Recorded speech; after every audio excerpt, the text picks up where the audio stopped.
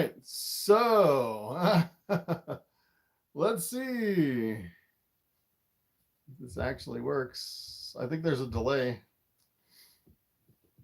Hopefully it's not a sideways screen on this one.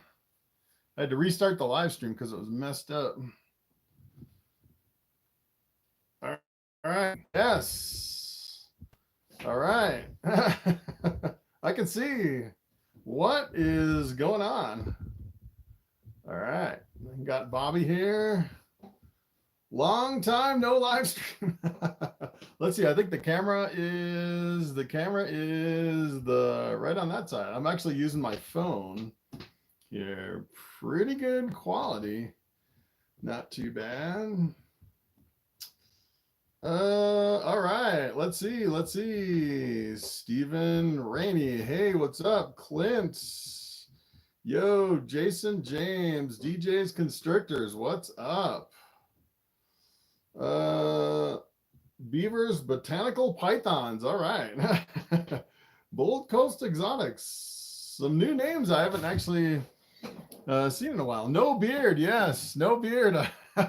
My beard experiment is over. Yo, I missed the beard. Yes. Let's see. Wow. Tight grip pythons. What's up? Ryan Spangler, Ashley Dobbs. Wow. Hello, Chris and Bobby. Hola. Carlos, what's up? Moses Stick Reptiles.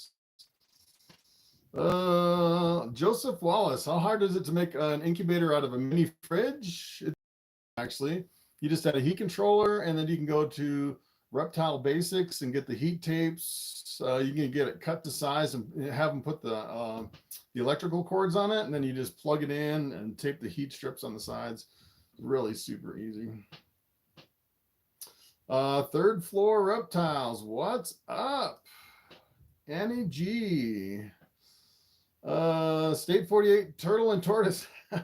What's up? If you had $5,000 to invest in ball pythons as a starter, with hopes to produce within 12 months. Yeah, good luck on producing within 12 months. That's kind of the hard part. That's kind of where I started. I started with hatchlings and tried to raise them up. And the problem is you're waiting forever, not really getting a return on your investment. You can buy adults, but a lot of times you're limited. So I would say probably your best bet is to do like a 24-month return on investment. Hopefully you can get some females to breed within 2 years, which would be good. I would probably invest in $5,000. Maybe some visual puzzle stuff is something that I'd probably do. Of course, ones in your pieds. Any of your recessives are good. Let's see. I see I have a leg. Let's see. All right, so I'm actually on a new internet. I'm using Starlink RV for my internet, which is pretty cool. Hopefully it doesn't drop me. I know that Starlink can be pretty unreliable. Let's see. Who is this young fella streaming on Chris's channel? Yes. I lost about 30 years shaving the beard. That beard was crazy. Raw reptiles. Beginning breeding next year. Is there anything I need to know? Yeah, just watch all my videos. I pretty much everything about breeding ball pythons, I put it in my videos and post it on YouTube. And I just ask around as far as any questions you have, do internet searches and stuff like that. It's pretty much a long game breeding ball pythons. So a lot of people want a really quick return on investment, but I'd say at least 2 to 3 years before you can see a return. Carlos, is there such a thing as a super calico? So I'm not sure about that. So there's certain genes that I haven't really seen supers on, like the calico. I haven't seen a super calico. Some people claim there's a super pinstripe, but it's kind of interesting. If you go over to Morphmarket, there's not a whole lot of super pinstripes. I'm actually thinking about breeding a pinstripe combo to a pinstripe combo, possibly getting, I've actually heard that you can get a super pinstripe and it looks exactly like a pinstripe, but I haven't seen anyone that'll breed a super pinstripe and produce all pinstripes. That's really what I want to see. Let's see, DJ's constrictors. What is your opinion on the Jungle Woma gene? Jungle Woma, I actually had one that was Jungle Woma, and let me tell you, if you breed a Jungle Woma to something else, it's a really super subtle gene, really hard to see unless you produce the super. The super Jungle Woma is actually called a Ridgeback. So if I was doing Jungle Woma, I might do like a super to a super, because you can get some really cool super Jungle Woma combinations. But I was at a hard time. I actually got out of the project because I couldn't actually see the Jungle Woma in my offspring. So I just put possible Jungle Woma. But the guy I bought my Jungle Woma from said he actually produced the super Jungle Woma. So he said he knew for sure it was in that snake. Any female subadult clowns? You mean for sale? Nope. Nope. Yeah, so finding well-started snakes, that's pretty tough. I lost my place here. Wow, lots of questions. I'm way behind. Way behind. I used to watch your videos whenever I'm eating. Now I'm getting hungry whenever I watch you. Thank you for that, Moses Stick Reptiles. That's a good name, actually. Third floor reptiles. How big is Bobby now? Bobby is huge. Probably one of my biggest snakes. Take a look at that. He is massive. He is a really big snake. I don't know how much he weighs. Maybe close to what, 4,000 grams, 3,500, something like that. But yeah, he hasn't really been breeding. He's just my pet now. Bold Coast Exotics. I began my little reptile hobby, invested in an albino pied. Nice. So you have one visual female, a pied het albino, and an albino het pied. I have room for 3 more snakes. Good question. 3 more snakes. Yeah, I'd probably get into I'd probably do some clowns. What I would do, clowns and pieds are pretty much the 2 top morphs as far as popularity. Ryan Spangler, what's up? What recessives would you invest in as a new breeder? Pretty much your pieds, your clowns are pretty much the bread and butter of the industry. Desert ghosts are pretty cool too. If you could do puzzles are pretty expensive though. That's one gene I'd probably get into, is the puzzles. As a matter of fact, I'm working on my triple het project with the albino pied clown, and I'm pretty sure I'm going to actually go for the puzzle and try for the quadruple het, which would be, the quadruple visual would be pretty awesome. Let's see, raw reptiles. I'm beginning breeding next year. Anything I should know? I'm getting 3 males and 5 females. Yeah, it's just it's pretty much a long game, I'd say. As far as that, it looks like I'm buffering again. Let's see, I'm gonna reduce my quality on my, yeah, maybe that'll maybe quality was too high. All right, any interruptions on your end? I don't know. So hopefully the Starlink in the middle of the woods will actually keep going without any interruptions. Wow. All right. I'm like way behind in the questions. Lots of questions. All right. Tristan just got a female pastel sandblast pied het ghost. Wow, that's awesome. Sandblast is cool.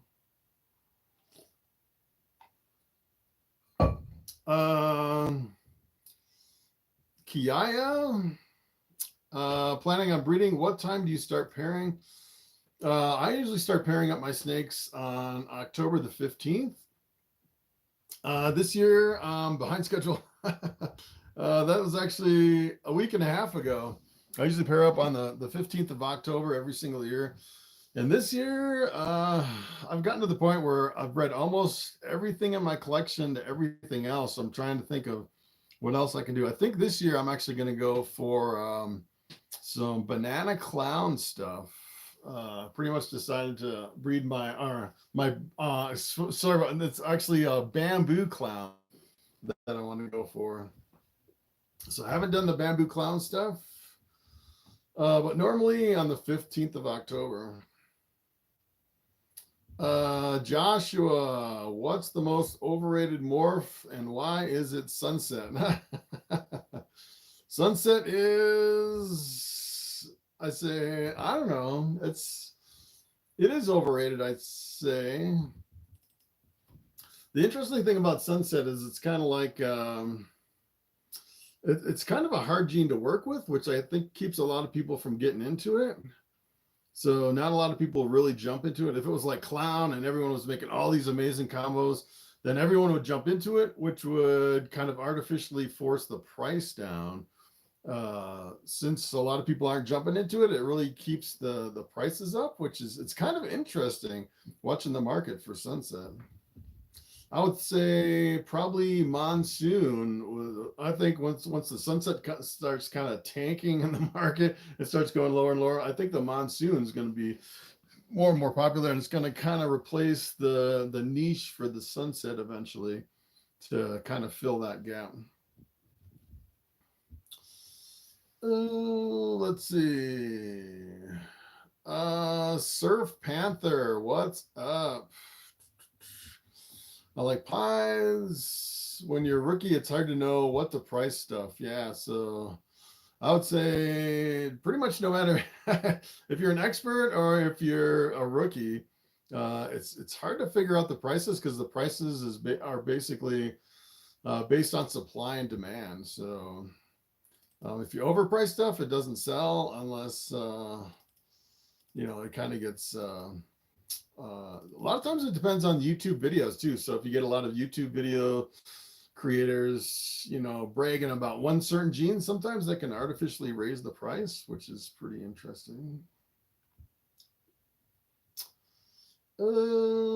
Beavers, botanical pythons. When do you first start breeding? I breed pretty much the middle of October, I'd say. All right, I'm like way behind on these questions. I think I'm like 50 behind. All right, I'll eventually catch up. All right, Chris Cartwright. Do you know anyone making a Nova Hurricane? No, I haven't seen it. Hello, Chad. Some people do call me Chad. I don't know why. When I was young, some people called me Chadwick Hardwick. Let's see. I have 2 glass enclosures. I want more snakes. I was wondering if they have a smaller 5 to 10 tub option. You can actually get these ARS racks just one level at a time, which is a good way to do it. So that's how I actually started. I started with just fulls of an ARS 7030. So it wasn't even half a rack. It was just a partial rack. But if you do it that way, you pretty much pay for like the full shipping for a full rack every single time. And you eventually spend so much on shipping that if you could get the money up front, it'd be a lot better. Yeah, above and below. Bobby got bigger. Yes. Bobby is huge. And he's only been eating a rat like every, I don't know, every couple weeks, maybe. Maybe every other week. Pretty much every other week, consistently. Every other week he eats a rat. A big rat, too. Kelly got 2 bamboos. Nice. Karashi, haven't seen you in a while. Yes, I am back. Been working on my other channels this summer. I have a one channel where I'm raising up 2 catfish in my hot tub. That's doing pretty good. And then I have my motorcycle channel. I think last month I uploaded like 60 videos. So time to get back to my snake channel before it dies over here. I haven't posted for so long. It's kind of crazy. All right, let's see. Lil Pando Zo. What morphs would you say give the best clutch breeding wise? Good question. So I would say I don't really think there's a difference between the morphs as far as getting the best clutch. I would say it depends on the size of the snake. The bigger the snake, the more eggs you're going to get. So as far as what I've seen, it doesn't really matter what the genes are in the snake, but the bigger it is, the more eggs you'll get usually.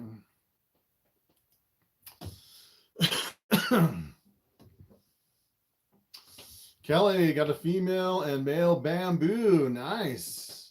I have yet to produce a super bamboo, maybe this year. All right, Paradox B3. Are you planning on working any new projects? Yes. Let me pull up my snake breeding log.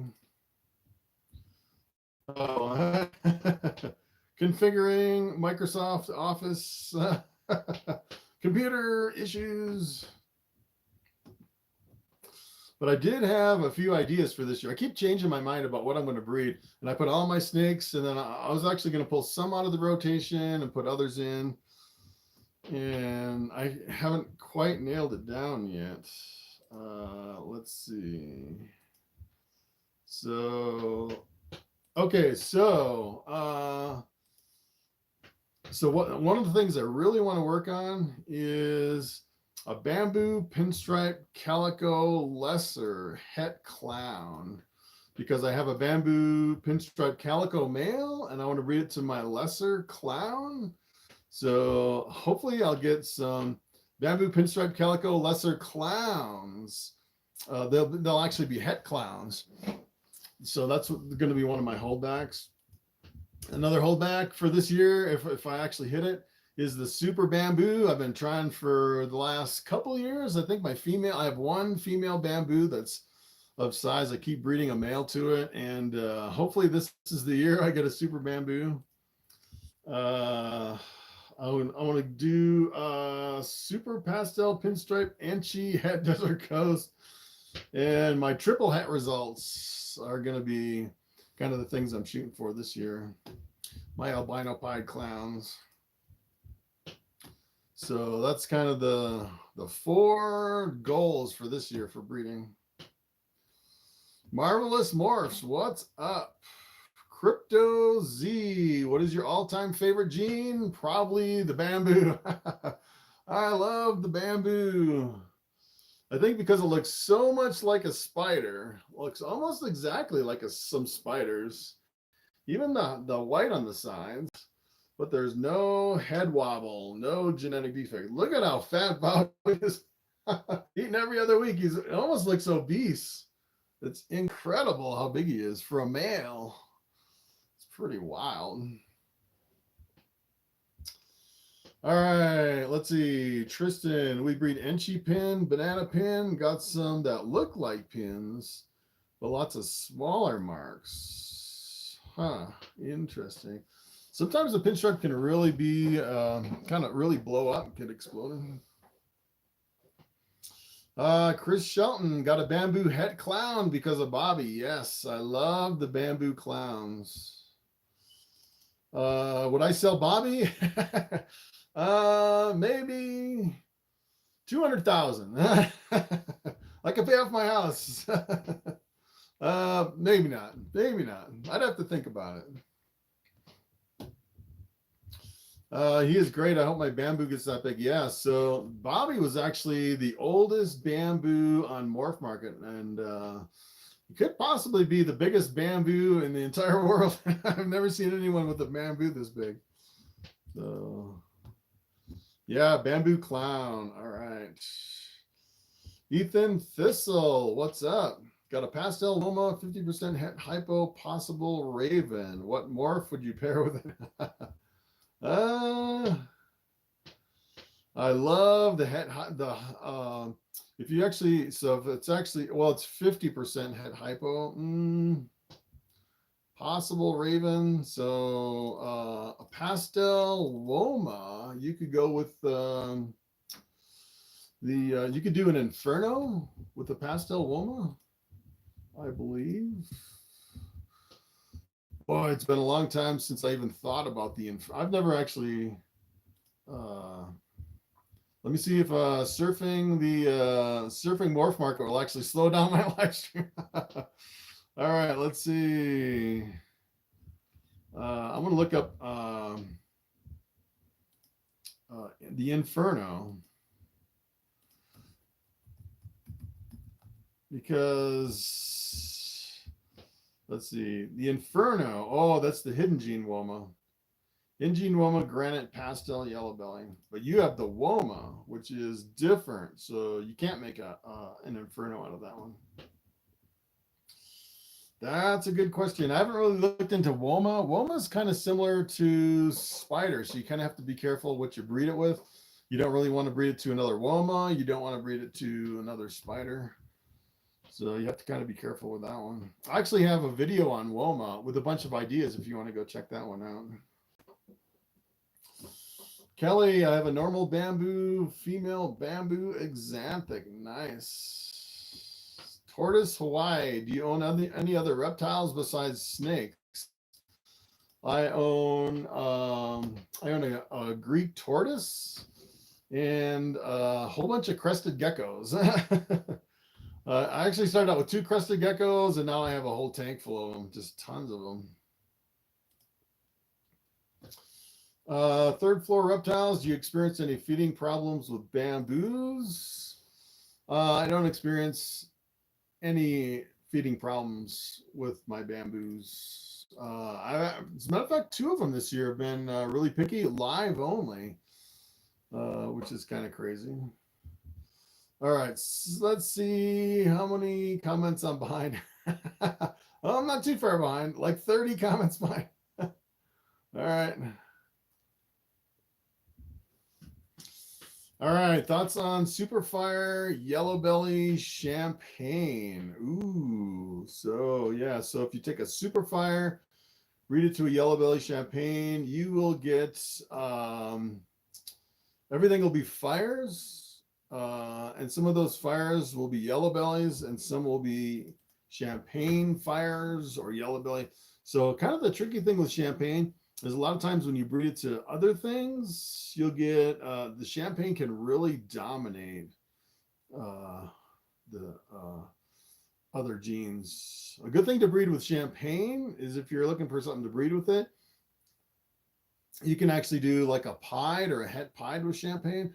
And the champagne het pieds will actually look like visual pieds, which is probably one of the most amazing champagne combinations.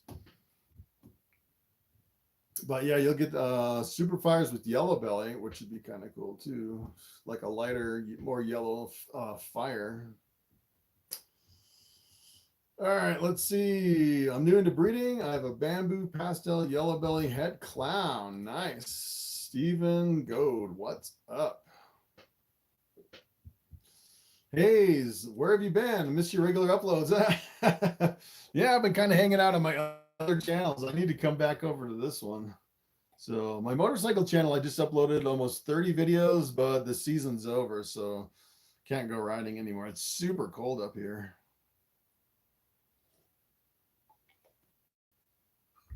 Above and below, how long and often do you pair?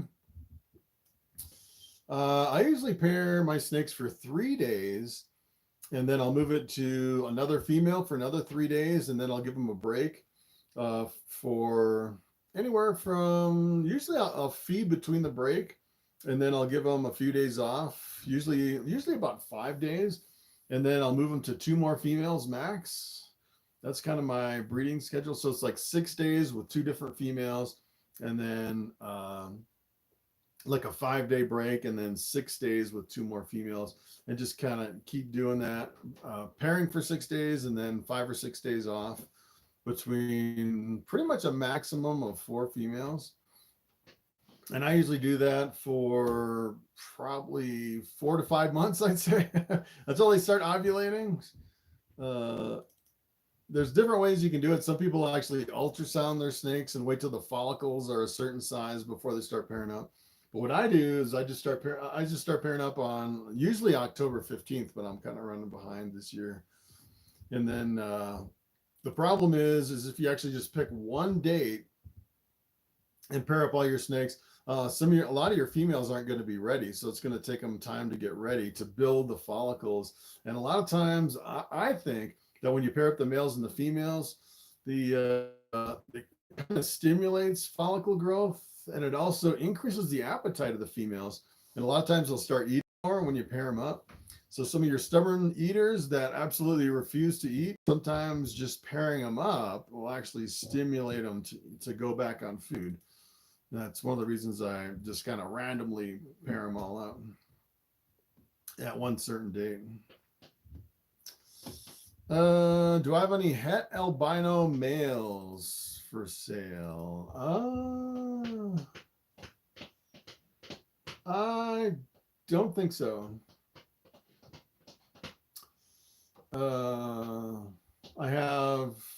I have an albino that's still stuck on live. I cannot get that thing over to frozen thawed. I'm not sure if that was a male or a female. I have a female albino. Albino het pied female. But it's actually a few months old. It's still stuck on live, which is crazy. I just have a couple that are still stuck on live. Yes, visual albino. So I would actually consider selling that one. If you want to go over to Morphmarket and kind of ping me over there and say, hey, I'm interested in your female albino. If you want to feed live mouse hoppers and kind of take over, trying to transition over to frozen thawed, or if you just want to feed live, you can do that too. But normally I wait till my hatchlings are doing really good on frozen thawed before I move them over, because some people do not want to feed live. Let's see. JJ Canon Music. I love your channel. Thanks. All right. Snakes Gaming. Do you like banana yellow bellies? So I would imagine that banana is so visually dominant that if you actually mix yellow belly in with banana, I would think that it would get lost in the banana to where you couldn't really see the yellow belly. As a matter of fact, if you had a banana compared to a banana yellow belly side by side, you may be hard pressed to figure out which one has the yellow belly, although it may be a little bit brighter. But the only thing you could do that would be really awesome with the banana yellow belly is you could actually breed it to like an asphalt and make the banana freeways. That would be crazy. So if you had a banana yellow belly, I would definitely get into like an asphalt or a freeway. It's probably one of my favorite combinations, especially as a hatchling. The banana freeways, they are crazy.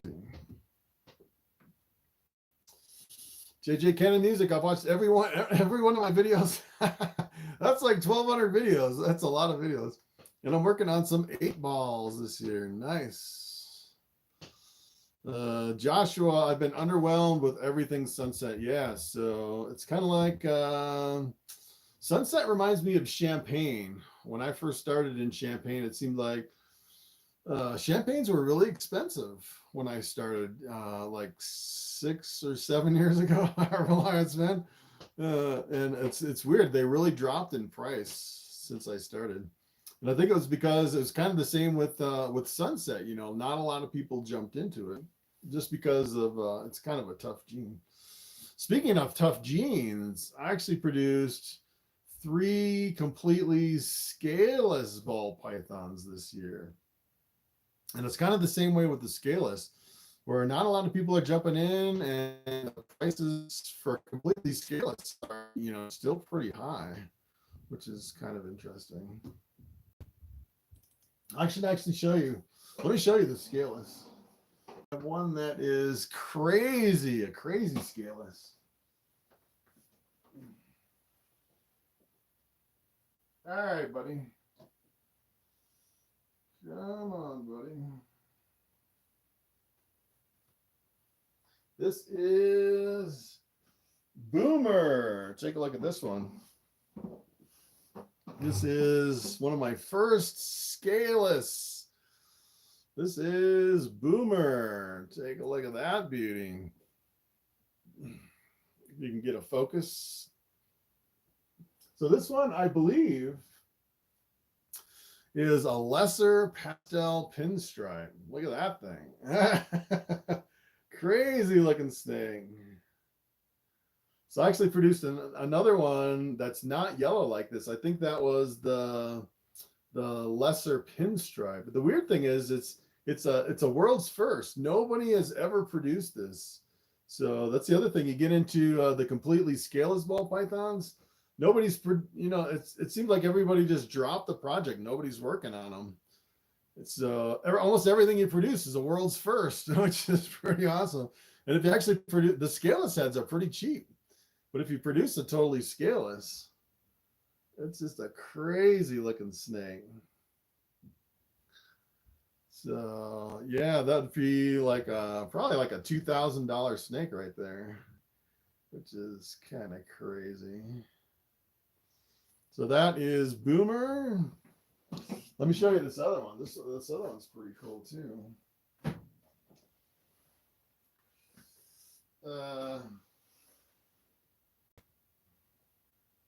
So the hard part about scaleless is that there's nothing to compare it to, and it looks completely different than a scaled ball python. So take a look at this one. Pretty much the same thing, but it's not yellow. And I think this one is a lesser pinstripe scaleless ball python. World's first here too, lesser scaleless. I should go over to the World of Ball Pythons and list these on there. But they're wild looking. And I have what I think is a normal. Let me show.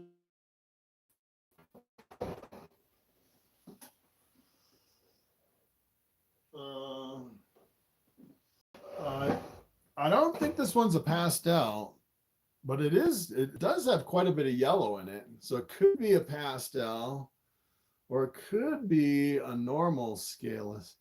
And look at the belly on these scaleless. No scales on the belly, which is wild. It's a wild looking snake, really wild.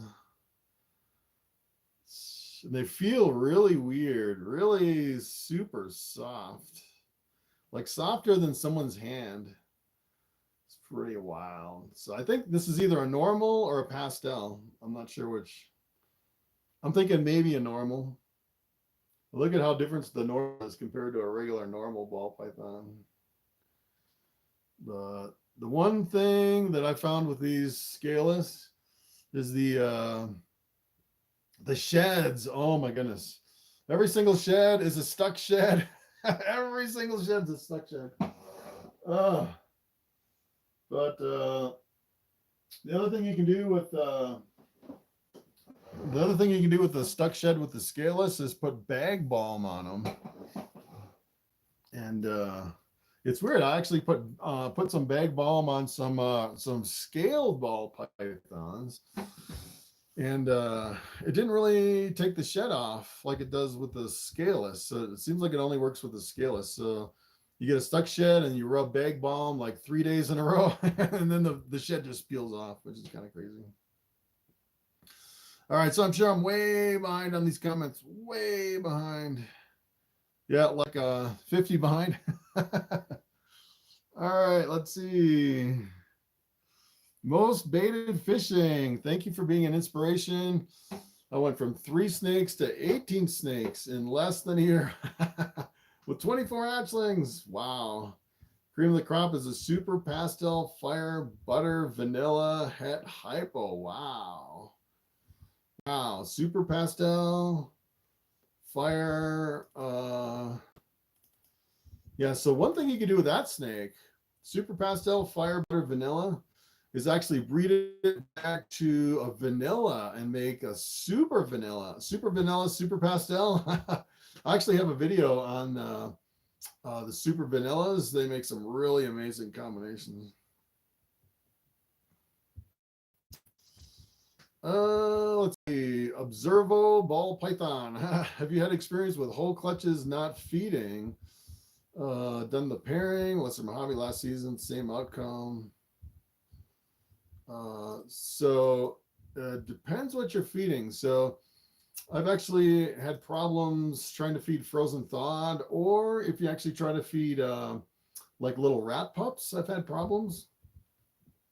I found pretty much the only thing Ball Python hatchlings will consistently take for their very first meal is the live mouse hoppers. That's pretty much the only thing they'll take. Yeah, my very first year, I had a whole rack. I think I had like a whole rack of like 39 hatchlings, and I tried to feed frozen thawed. None of them would take it. And then I actually, after that, I tried feeding live rat pups to those brand new Ball Python hatchlings. And I had like maybe about 10 of them, and I'd move them from tub to tub every day, trying to get them to eat. And I think out of like 40 snakes, I think I only had like 3 or 4 eat those little rat pups.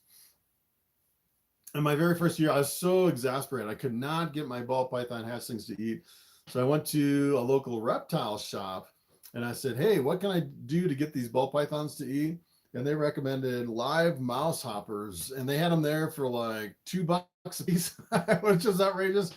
And I bought like 40 of them. It was like $80 to buy them from the pet store, and every single one ate them. And that's when I started breeding mice. I did not want to breed mice until I got into that problem. How often do I pair? This is your first year.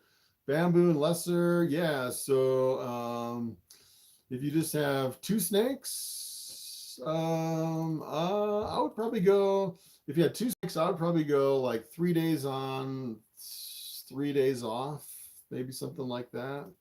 Or like, yeah, maybe, I don't know. I guess it doesn't really matter. Is they say as long as you pair at least 4 times a year, but I like to do a little bit more than that. So, but usually 4 pairings at least of 3 days during the season, I'd say, for pairing. So you don't have to keep pairing over and over and over. So normally what I'll do is I'll pair like 1 male to 1 female 3 days, pretty much once a month for about 4 months. So that's kind of my rotation, just for 1 male and 1 female. Do you pair up normals? Yes, I still have normals. I was thinking about selling some normals until I got to the breed, and I was like, wait a minute, I better hold on to these normals still. I have a whole bunch of holdbacks from this year. So for normal, you could do like, I like to do multi codominant or dominant genes, so you can actually see everything from the first shot. So, or you could do recessives, I guess you could do. But normally what I'll do is I'll do like my, like a pastel, pinstripe, calico, bamboo. You breed it to a normal and you'll get, all the bamboo combinations. You'll get some normals, you'll get some pretty cheap snakes, but you'll still, get, a pretty good bang for your buck if you use multi genes with your normals. What have you paired up this season? Nothing. I haven't paired anything yet. I'm still working on my schedule. I'm like a week and a half behind. Is there any way to visually determine between pinstripe and jigsaw? Yes. Let's see. So,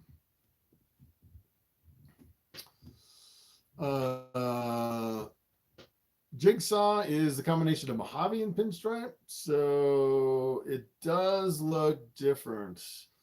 I would say probably one of the best ways you can tell between the jigsaw and the pinstripe is most pinstripes kind of have, it almost looks like scrunched up alien heads as a pattern on the side of the pinstripe, and you'll actually lose that pattern when you add Mojave in there. So you can definitely tell the difference, usually just by the pattern on the side between the pinstripe and the jigsaw. David, wanted to thank you so much for the knowledge you have bestowed upon this community. Thank you. My first clutch hatched all thanks to your videos. Glad I could help. Glad I could help. All right, let's see. Walter Adams, how cool was the first blast of Colorado air when the beard left? Oh, that beard. Oh, so I don't know if you watched my beard video, but I had this big full beard I grew. I was actually going to grow it for a whole year. And then after, I kind of got tired of it after 139 days, and I finally shaved it off. But yeah, that was kind of weird. When I was growing out the beard, I'd look in the mirror and I wouldn't recognize myself. So what I did is I started taking a little, like a photo of me and my beard, and I put it on my desktop just so I could see what I looked like and just kind of remind myself, hey, I don't look like I used to look like. I look like this now. And I was actually just kind of watching myself day after day. And then when I shaved my beard off and I looked in the mirror, I was like, I actually don't recognize myself without a beard, which is, it took me a couple days to recognize myself. I was like, what? I look like this. It's weird.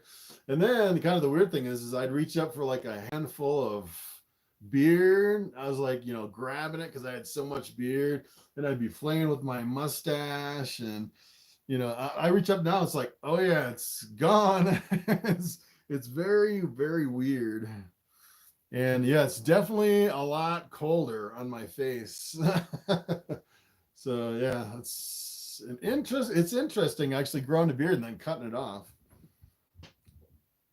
One of the things I miss the most about having a beard is taking a washcloth and actually washing my face, because you can't do it with a beard. It's like putting a washcloth on your head. It's just not the same. It's weird.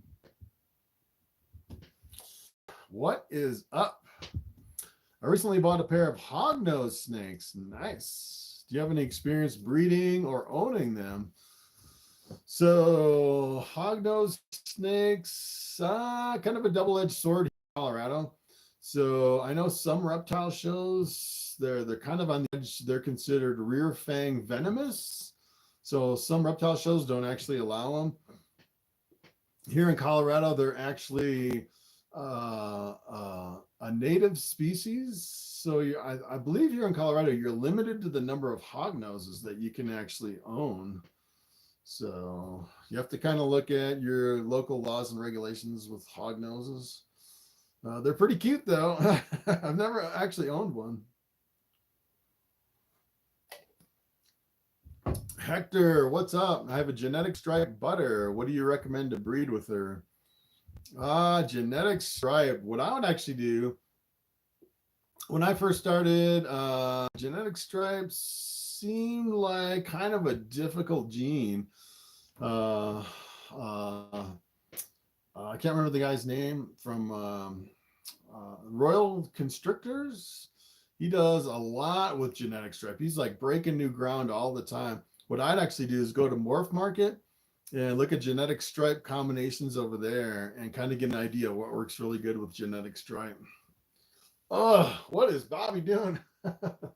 But no, I haven't really worked with genetic stripe, but I have seen some really amazing stuff come out with that. All right, Bobby. All right, Bobby wants a little camera time. How long have we been? About 45 minutes. That's kind of Bobby's like limit, 45 minutes. I could switch to my pinstripe. My pinstripe is really really a friendly snake.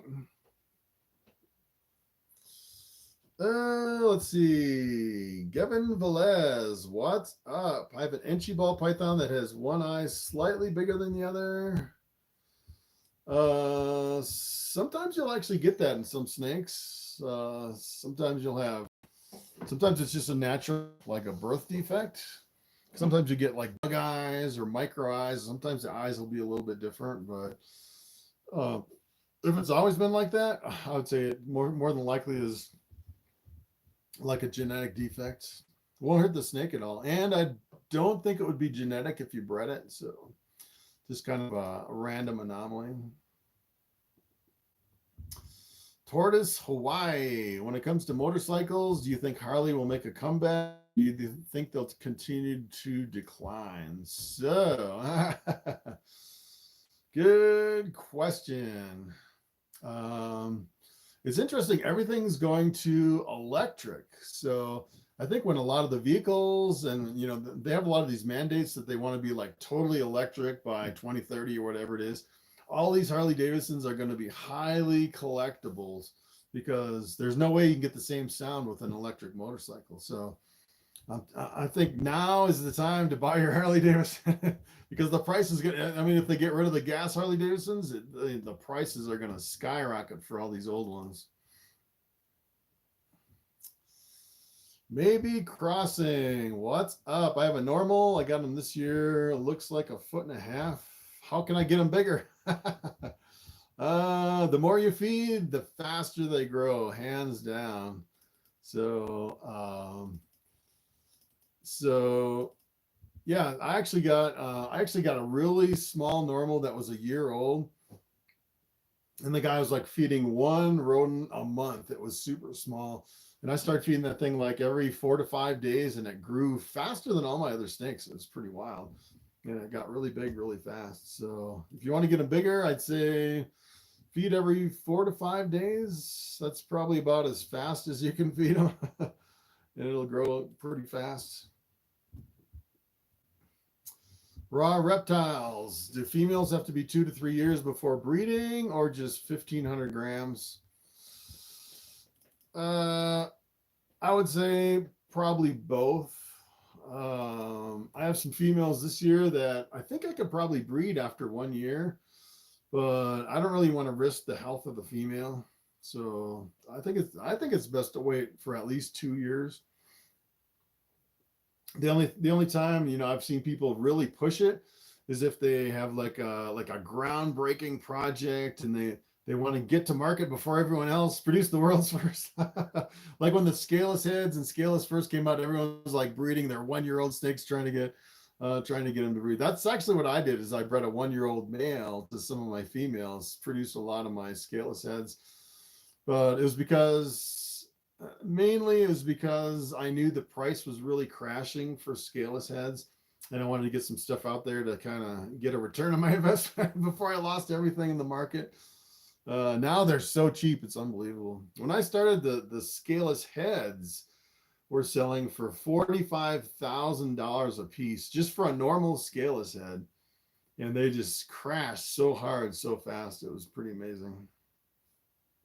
And I think that's why a lot of people were like pushing a lot of their males and females. Dorky Dad Comics, what's up? Any tips on actually getting into the habit of owning and maintaining so many animals? Yes, I would say it can be very time consuming. It can be very time consuming. It's hard to actually get away and like take a vacation with a lot of animals. Snakes, not so bad. Even with the rodents, I'd say I'd probably spend half my time cleaning rodents. And the problem with rodents is if you even breed them like in one of the Freedom Breeder racks or the ARS breeder racks, they get to the point where they start smelling and you have to clean them. Otherwise they get really, really bad. So it's always like, you know, it's like the rats and the mice, they always take the priority when they're dirty, where the snakes, you can kind of put them off a couple days. It's no problem. But yeah, the rats and the mice, so they're probably the hardest. They're almost like dogs, you know. It's like the dogs need attention every day. Let's see. Are there any specific behavior changes you notice in your female snakes during breeding season? Not really, I'd say. Usually once I start pairing them up, the first time I start pairing them up, which is pretty nice. Maybe Crossing asks, do you have opinions on Brian Barczyk? Brian Barczyk, I actually met him at the NARBC Tinley Park a long time ago. It's been years since I met Brian. I'd have to say Brian Barczyk is shorter in person than I thought he was going to be. He's a little bit shorter. Of course, I'm like 6'4", so. But yeah, he's a pretty cool. He's like so driven on YouTube. It's unbelievable. It's pretty wild.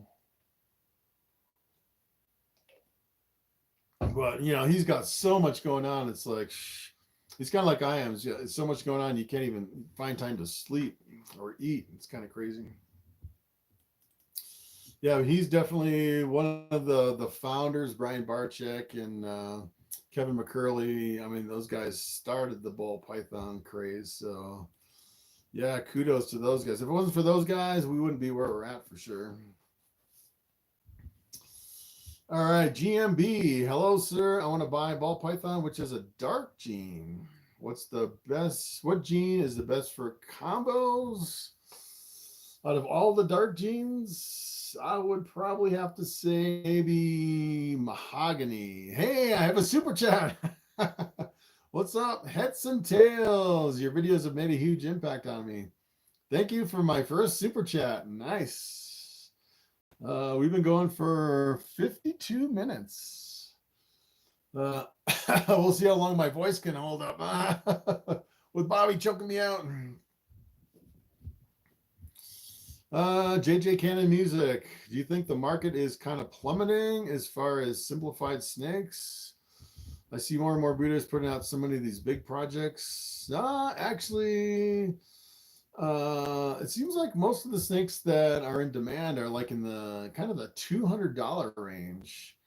So it's a lot of people are asking me, hey, I have $100 or a couple $100, you know, $200 or $300.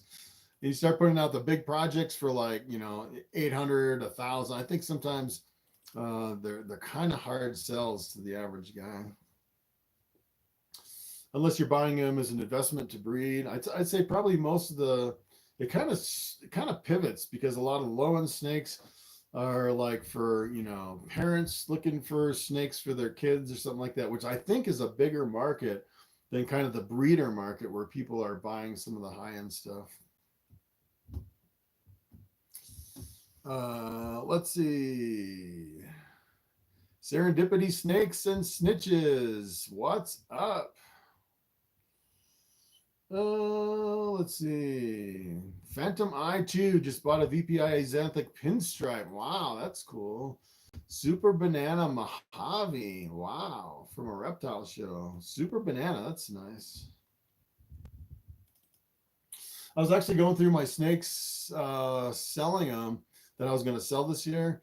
And I ended up with a female banana and a female coral glow. My very first female coral glow out of producing hundreds and hundreds of coral glows over all these years. That was like one of my first genes. I have a male maker, made all males. And I finally got my first female, which is definitely one of my holdbacks.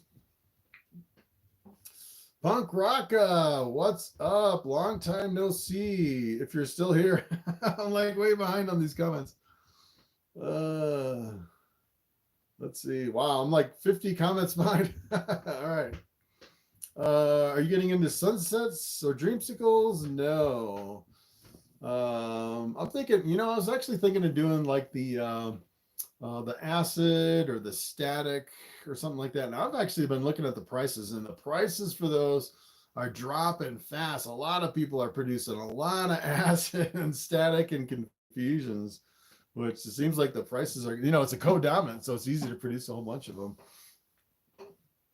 So I'm thinking maybe the next thing to get into for me would be puzzles. I think I might buy a female puzzle, maybe with some other genes in it, maybe work it into my triple het project, which would be pretty cool. If I could actually produce a visual albino pied clown male and then breed that to some other recessives, do the quadruple hets. That's kind of what I'm thinking, kind of as a long-term project that not many people are working on, a lot of the triple het stuff. HPS, hello, what's up? Mr. Danny Lane Jigsaw is the addition of Mojave to Pinstripe. Yes, looks thicker and sharper. Yes. Zook Sung, what's up? Big fan watching your YouTube videos. Moses Stick Reptiles, how to avoid reabsorption, I assume that means.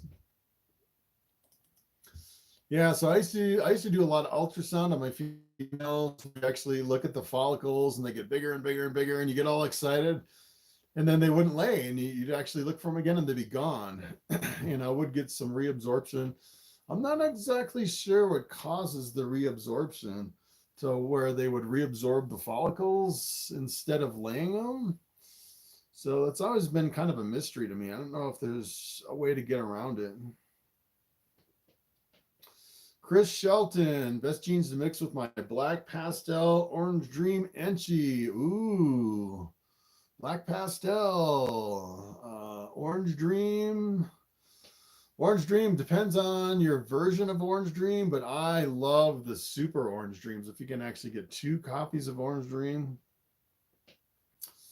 Black pastel is a dark gene. Enchi, you could go for the super Enchi, really reduce the pattern. That'd be pretty cool. Sometimes the super Enchis can give you a lot of color. If you could actually do like a super orange dream, super Enchi, that'd be pretty cool. And then, of course, with the black pastel, you could do the super black pastel, or make the 8 balls with the black pastel cinnamons. Like both of them are like completely black snakes, like a black patternless snake, which would be pretty cool.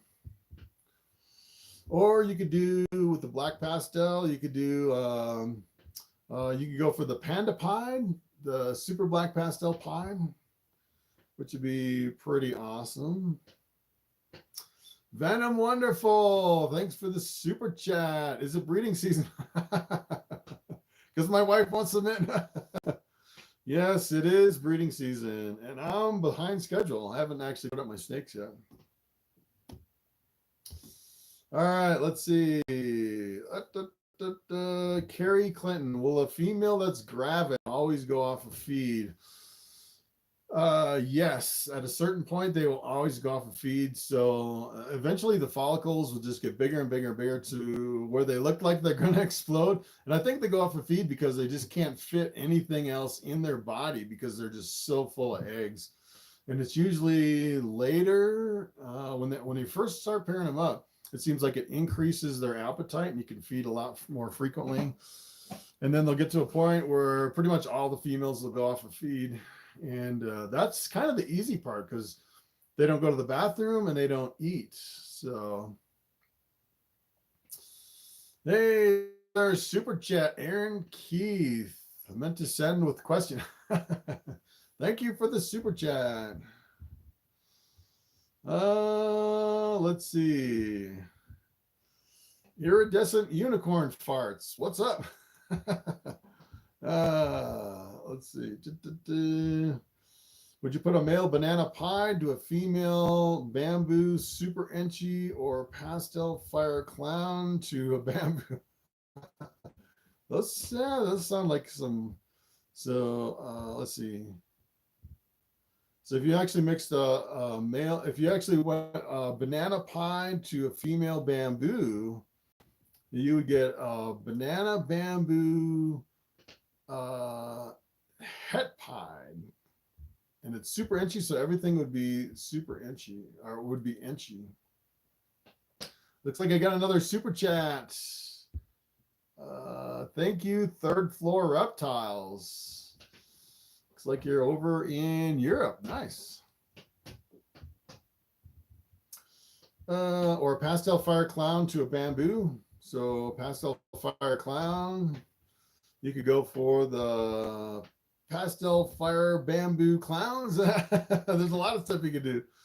It's like, yeah, so it's kind of mind-boggling because there's like so many genes and so many combinations. And you know, some people go after the money, some people go after just the looks. I've seen some breeders say, I'm only going to produce pretty snakes. I don't care what they cost, they're all going to look good. Some people go after like the really expensive snakes, even if they're difficult projects. But yes, I shaved. I am like way behind on the comments here. Still like maybe 30 behind. Let's see. Cornin Pantera PS5. What's up? Tristan got 7 females, no males yet. Yeah, so lately that's kind of been my problem is I have way too many females and not enough males. So I'm trying to hold back more males because I'm starting to stretch my males really thin. So I'm getting to the point where I'm almost reading everything, everything else. I'm getting to the point where I can't make anything new in my collection. I think this might be the last year, unless I produce like some visuals or some triple hets or something like that. I'm starting to think I might have to, you know, sell some stuff. And I was thinking about some of my Coral Glow het pied and some of my, you know, some of my stuff that I'm just kind of running out of combinations because I produced almost everything already. So I'm thinking about maybe investing in some other projects at some point. All right, let's see. Steven, I got Het Albino Leo. Nice. Michael Pryor, where did you get your display cases for shows? They are ARS, yes. They are crazy expensive. They are probably difficult to get, actually. When I got mine, it took me a long time to get them. I think it was like 2,000 or something like that. And I actually got a full set of big displays and a full set of the smaller ones. So with the lights and the heaters, the heat strips and the tablecloth and everything, I think I spent like $4,000 on displays for the reptile shows.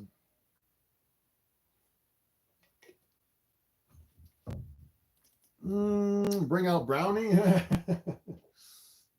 I don't know. Bobby's kind of chilling on my shoulder here. Maybe if Bobby starts getting real squirmy, I might bring out another snake. Steven, need one of your bamboos? Yes. Actually, today I just posted some more bamboos over on Morphmarket if you want to check them out. Just had someone right before the live ask about my bamboo calico that I've posted over there. But I think I do have 2 more bamboos listed. I'm going to start posting some stuff over there. Got another super chat, Aaron. Thank you. Do first-time females only develop follicles after being paired? No. They'll actually develop follicles. A lot of people say, well, a lot of people like diehards with the ultrasound. They'll go through an ultrasound all their snakes like every few days, all the females, and they'll wait till the follicles are 10 millimeters before they'll start pairing up the males and the females. I don't think the follicles will actually increase in size because essentially they're like infertile eggs is what they are. And I think they have to be fertilized by the male in order to start really growing and get some growth. I don't know how big they can actually be if you didn't pair them up. If you just looked at the female's follicles, the maximum size over time, I don't know. Maybe 10 millimeters max, I'd say. What's the name of my motorcycle channel? It's called My Motorcycle Obsession. As a matter of fact, if you go to my any of my YouTube channels, like my snake YouTube channel, go to my main page and then scroll all the way down, you'll actually see I have like 5 YouTube channels that are monetized. I have some other ones too. But those are the ones that are monetized. I'm working mostly on my snake channel, my motorcycle channel, my catfish channel, fins and filters. It's another channel. So many channels, so little time. Let's see. Ethan Thistle, thanks for the advice. I'm going to hopefully breed the male with my female in a year or two. Nice. Let's see. Hector, thank you. Love your channel. TJ Reptiles produced a banana pastel gravel this year. Female maker. Wow. So the banana pastel gravel. Yeah, you can actually mix that with a yellow belly and make the banana pastel highways, which would be, those are pretty insane too. I saw an article that, one of the recent articles, you know, if you actually look at all of the freeways and the highways, there's a huge variability as far as the visual appearance of the same exact genes from one breeder to the other. And I actually saw an article that said they actually proved there's 2 different versions of yellow belly. So I always thought it was the different versions of the gravel and the asphalt that made the difference between them, but it seems like there's different versions of yellow belly. I kind of thought that. As a matter of fact, on some of my videos, I actually said that. I thought there was different versions of yellow belly, and come to find out there are different versions, which is pretty wild. You know, a lot of people just kind of group all the yellow bellies together. Let's see. We got a female banana yellow belly for banana highways. Yes, yes. Let's see. Any more gene potential videos coming? That's my favorite content.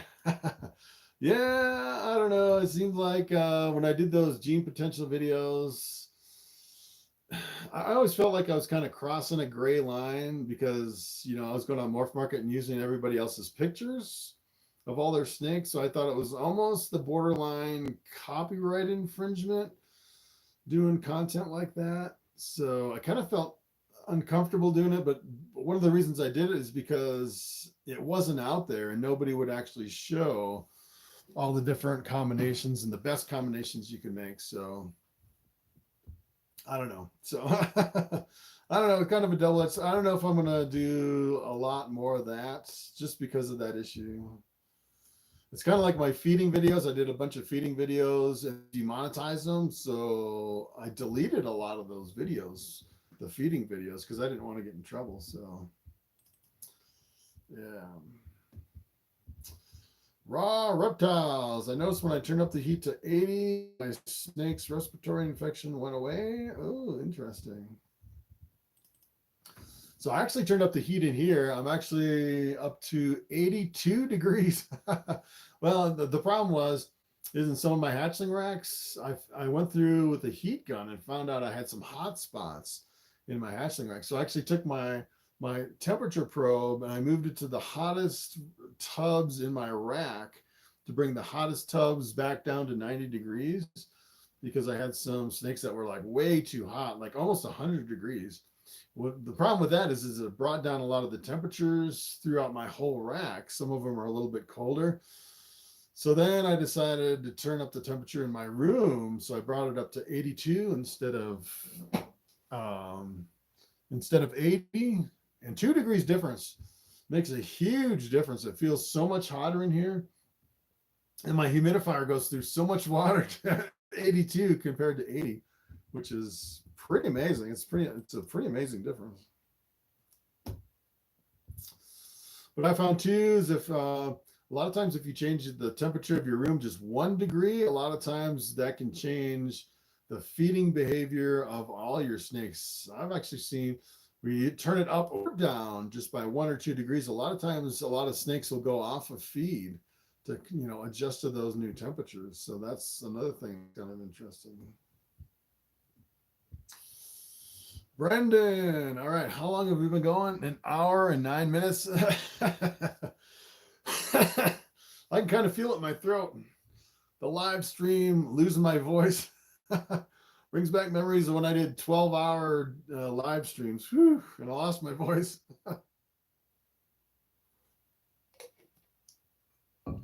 All right. Brendan O'Connor, what's up? Pluto has had 2 meals and is pairing up with Aphrodite, my 3-year-old pastel het desert ghost. Nice. You visit another 3-year-old Mojave het albino next month. Nice. Yes. Pluto. I almost kept that snake. I'm surprised no one bought that. That was actually a super pastel, 100% het desert ghost male. He was ready to breed when I sold that thing. Moses Stick Reptiles, what's your room temperature in the hotspot? Yes, so now the temperature in my room's 82. My hotspots are set to 90. Let's see. Green Eyes. Hello from Cryptic Chondros. What's up? Do you collect stickers? Would love to send you some of mine. I actually have some stickers on my incubator, and once in a while I'll show my incubator. So if you want to send me some stickers, I'll put them on. I think I have a few stickers on there. Not a whole lot, maybe about a dozen stickers. But yeah, I haven't really, done sticker trades or anything like this. Let's see. The scaleless look awesome other than shed problems. How do they do? So yeah, so all my completely scaleless ball pythons, they've been eating just fine. No problems at all. No aggression. Yeah, just really bad shed problems with my scaleless ball pythons. I was actually shocked at how bad the sheds was. Pretty incredible. And I was trying everything. I actually put them on wet paper towels, and that didn't do anything.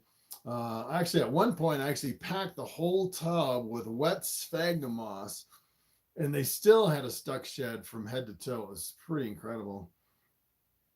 So I'm still trying to figure out exactly what I can do. Of course, it's a really dry climate here. I was almost thinking of setting up some kind of a separate, like a rack system just for my scaleless, and do like some kind of a misting system, like one of the foggers or something like that. Maybe I can get the humidity up to like 100% to try to figure it out. But seems like the bag balm trick works on my scale. It's like lather down like 3 days in a row with the bag balm, and then kind of slowly peel off the stuck sheds. I was getting to the point on those scaleless where I had like stuck shed on top of stuck shed, and I was kind of getting worried about them. But finally got all the sheds off, all 3 of them, so it was looking pretty good. SWAT member 187, what's up? Jay Bates recently picked up a female bamboo pastel het albino. Nice. Yeah, so what male would you recommend? I was actually thinking about doing the bamboo albinos, but it seems like the albino kind of really washes out a lot of the bamboo. I haven't actually seen one in person, but a lot of the stuff I've seen online, it's kind of hard to get a feel for that unless you actually see it in person. So that's kind of one of the projects that I haven't done yet, is work my bamboo into the desert ghost bamboos, or the albinos, or the clowns. I'm working on the bamboo clowns this year. So what would you pair up with that one? One gene and the bell line. Yeah, you can do like a well, I do bamboo lessers, so anything like that, bamboo lessers. Kind of the weird thing with the bamboo lessers, though, is it seems like they kind of have smaller than normal eyes. I would think you could use maybe like a bamboo Mojave. Maybe that one wouldn't have the smaller eyes. That's probably what I would do with that one. Elite Exotics. I got a super pastel super vanilla. Nice. Yeah, that's another one that's really awesome, is the super vanillas. They almost look like vanilla creams with the vanilla and the fire. Except I think they're more impressive. Do I have any other pets? I have a lot of pets. I had 4 dogs. One of my dogs recently passed away just less than a week ago. It was really sad. My Saint Bernard. You probably have seen some videos of my big Saint Bernard, and he's probably over 200 pounds, and he had a twisted stomach. And by the time I found him, he only had like 30 minutes left, and he was gone. It was pretty sad. But apparently, once they get it, they only live like an hour or 2, which is crazy. So, but I have dogs, chickens, ducks. I have some cows. I'm actually going to process one of my cows this week, which is exciting. Fill all my freezers with beef. I have crested geckos. I have a Greek tortoise. What else do I have? I have 2 fish tanks. I have a couple catfish in my hot tub. If you go over to Fins and Filters, you'll actually see. Yes, I have lots of animals. All right, so T&J Reptiles. I produced 2 clutches this year, and all my babies took Fat Fuzzy for the first meals. Only 2 out of 11 had to give hoppers to. Wow, that's crazy. That's really unusual. As a matter of fact, this year I ran out of live because I produced so many hatchlings. I ran out of live mouse hoppers, and I just kind of out of curiosity, I fed some of my hatchlings frozen thawed. They actually took frozen thawed mice for the first meal. I actually had a few of them take it, which was unbelievable. Usually they won't take frozen thawed right away. And I still have 2 snakes that I'm assist feeding, which is crazy. I have that one tiny little blue-eyed leucistic. I have one normal ball python that had a really bad belly. Like the whole belly was like gaping open. Like it was weird, and it completely healed up, but I still have to assist feed that thing. It's super small. All right, Chris's constrictors. I have a highway and getting a gravel female, hoping to get some super gravels. Yeah, kind of the weird thing about super gravels is I find sometimes it's difficult to tell the difference between the super gravels and the highways, and it's kind of the same thing with the asphalts, the super asphalts or the freeways. And I've actually gone on Morphmarket and looked up the freeways and the highways, and there's some freeways and highways that I'm convinced that they are actually the super gravels or the super asphalts instead of the freeways and the highways. So I think people kind of get them confused a little bit. So that's one thing to kind of keep in mind. What I would actually do is produce like a super gravel where you know for sure you have a super gravel, and then produce and kind of pair that to another gravel and kind of pull it away from the yellow belly, so you know 100%. Because the super gravels and the super asphalts are so much more expensive than the highways and the freeways. What should I pair a gravel besides a yellow belly? You could pair it to another gravel. You could pair a gravel to an asphalt.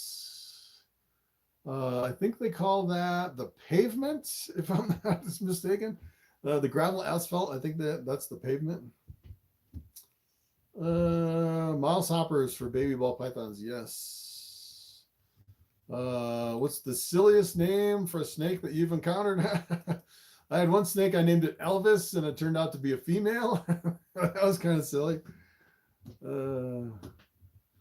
Let's see. Austin Cold, what's up? Just got my first ball python a few months back. Nice. I fed her once a week. I'm just curious how long it takes to get to the size around your neck. Bobby was born in 2013. Coming up on 10 years old. Look at that beast. He is a beast. I would say for a male, it's really unusual to get a male this big. I don't know why. I think maybe he's this big because he's not really breeding. I don't don't know why he's so big. It almost looks like he has some kind of like Volta in him or something, but he's just bigger than a regular Ball Python. Let's see. Morph Master J, where's the Desert Ghost update? Yes, that's another video I need to do. Vigil's Iconic Royals. Do yellow belly balls have actual yellow belly scales? Some yellow bellies do have a yellow belly, but not all of them. And yellow bellies look almost like normals. I actually have a video on how to tell yellow bellies versus normals. If you look that up, a lot of times what you can actually see is like on the belly, they almost have like, you can't see it on Bobby. Bobby's completely white. But on the yellow belly, a lot of times they'll almost have like tracks on either side of the belly, but instead of lines, like where you draw like a Sharpie on the side of the snake, it'll actually be like pixelated spots, like almost like lines of freckles on each side of the belly. And sometimes that's an indicator for yellow belly. Let's see. My kids don't recognize me without my beard. You know, the funny thing is I was growing that beard out and my dog actually attacked me. Didn't recognize me. I thought he was going to bite me. It was kind of crazy. Moncheray, what's up? My Python won't eat. The humidity is 20. Yes.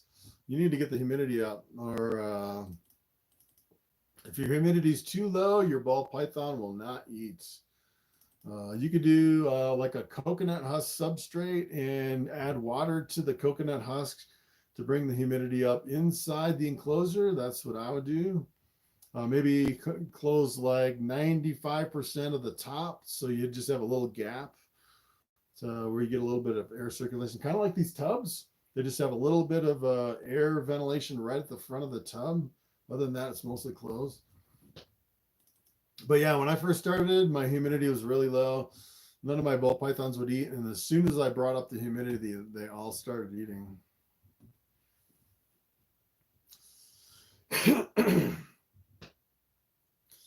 Hey, Chris, quick question. How often would you handle hatchlings, yearlings? As often as possible, but as a big breeder, I'd say it's kind of impractical. And it depends on the type of snake. So for Ball Pythons, doesn't really matter that much. For these retics, you want to handle them as much as possible because they can get really snappy. These retics, I probably handle them at least once a week for at least 20 minutes to half an hour a piece. Because let me tell you, you do not want an aggressive reticulate. I spend probably most of my time handling my retics, trying to tame them down. And they're really tame now after working with them a lot. But they are, yeah, you definitely got to work with those a lot. But Ball Python's not really that much.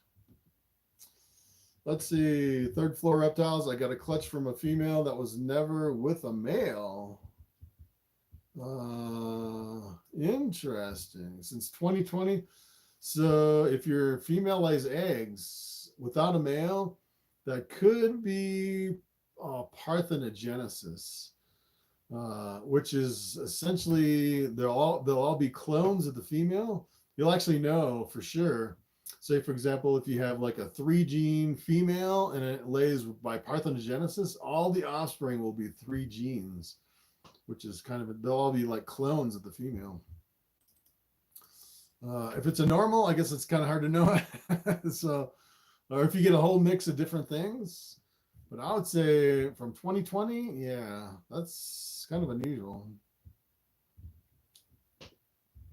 You might want to candle those eggs too, because they might not be fertile. I've actually had one snake, like my pied female, she actually laid a whole clutch of eggs and they weren't fertile, but they looked like fertile eggs. But if you actually candle them, there's no veins in them. So you definitely want to check that too. They could all be slugs, good looking slugs, and they won't develop. Humidity 50-60%. Yeah, I actually keep my humidity in here about 55. And even with 55% humidity, I still have some stuck sheds. So I kind of have like 50 degrees in my snake room and then a little bit more in my tubs to kind of prevent the stuck sheds. Bobby has grown over the years. Yes. He's actually getting heavy. I can't believe how heavy he is. He is pretty heavy. Clint Marino. I have an orange ghost Enchi banana female looking for a male. Orange ghost Enchi banana. So what you could do with any of your ghosts, what I really like is actually take a ghost and breed it to a dark gene. If you actually get like a blackhead ghost or black pastel ghost, you'll actually end up with like a steel gray snake, which is a pretty interesting combination. What would really be cool is if you get like a dark gene with a ghost and then add something like pied to it, and you can get like a steel gray pied, which would be probably one of the craziest snakes. Can you breed at 1,200 grams? Most people say wait until 1,500 grams. I did breed, I think the lightest I've ever bred was 1,400 grams. And it really depends too, because if you have a female that's eating really good and then you pair up at 1,200, a lot of times they'll continue to eat. And by the time they actually start building eggs, sometimes you can get them up to 1,500 grams. I don't know, 1,200 to 1,500. That's what I was thinking about, 1,400. I don't know. The problem is if you go too small and they start developing eggs, there's a possibility that the female can't pass those eggs out of her body, and she can get egg bound to the point where she could actually die or need some veterinarian treatment. So that's kind of where the 1,500 grams comes into play.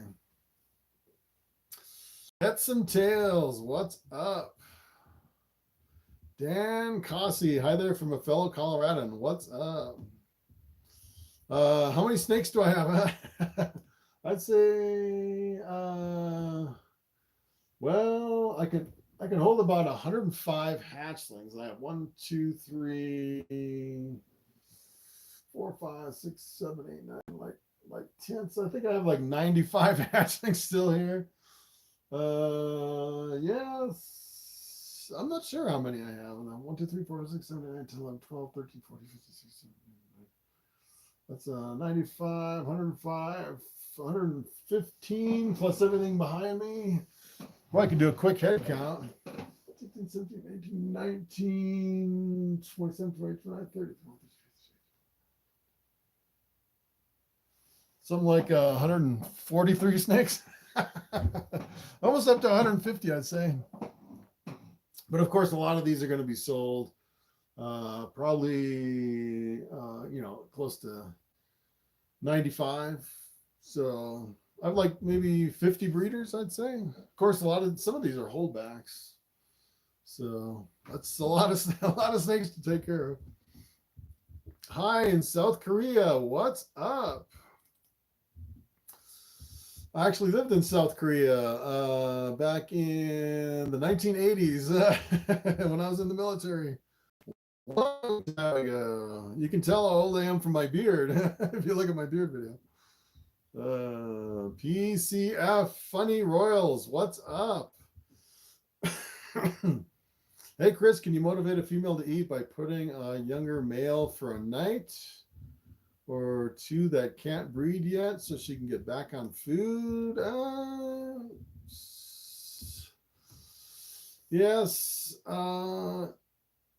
I would say, well, I don't know. It depends on how young it is.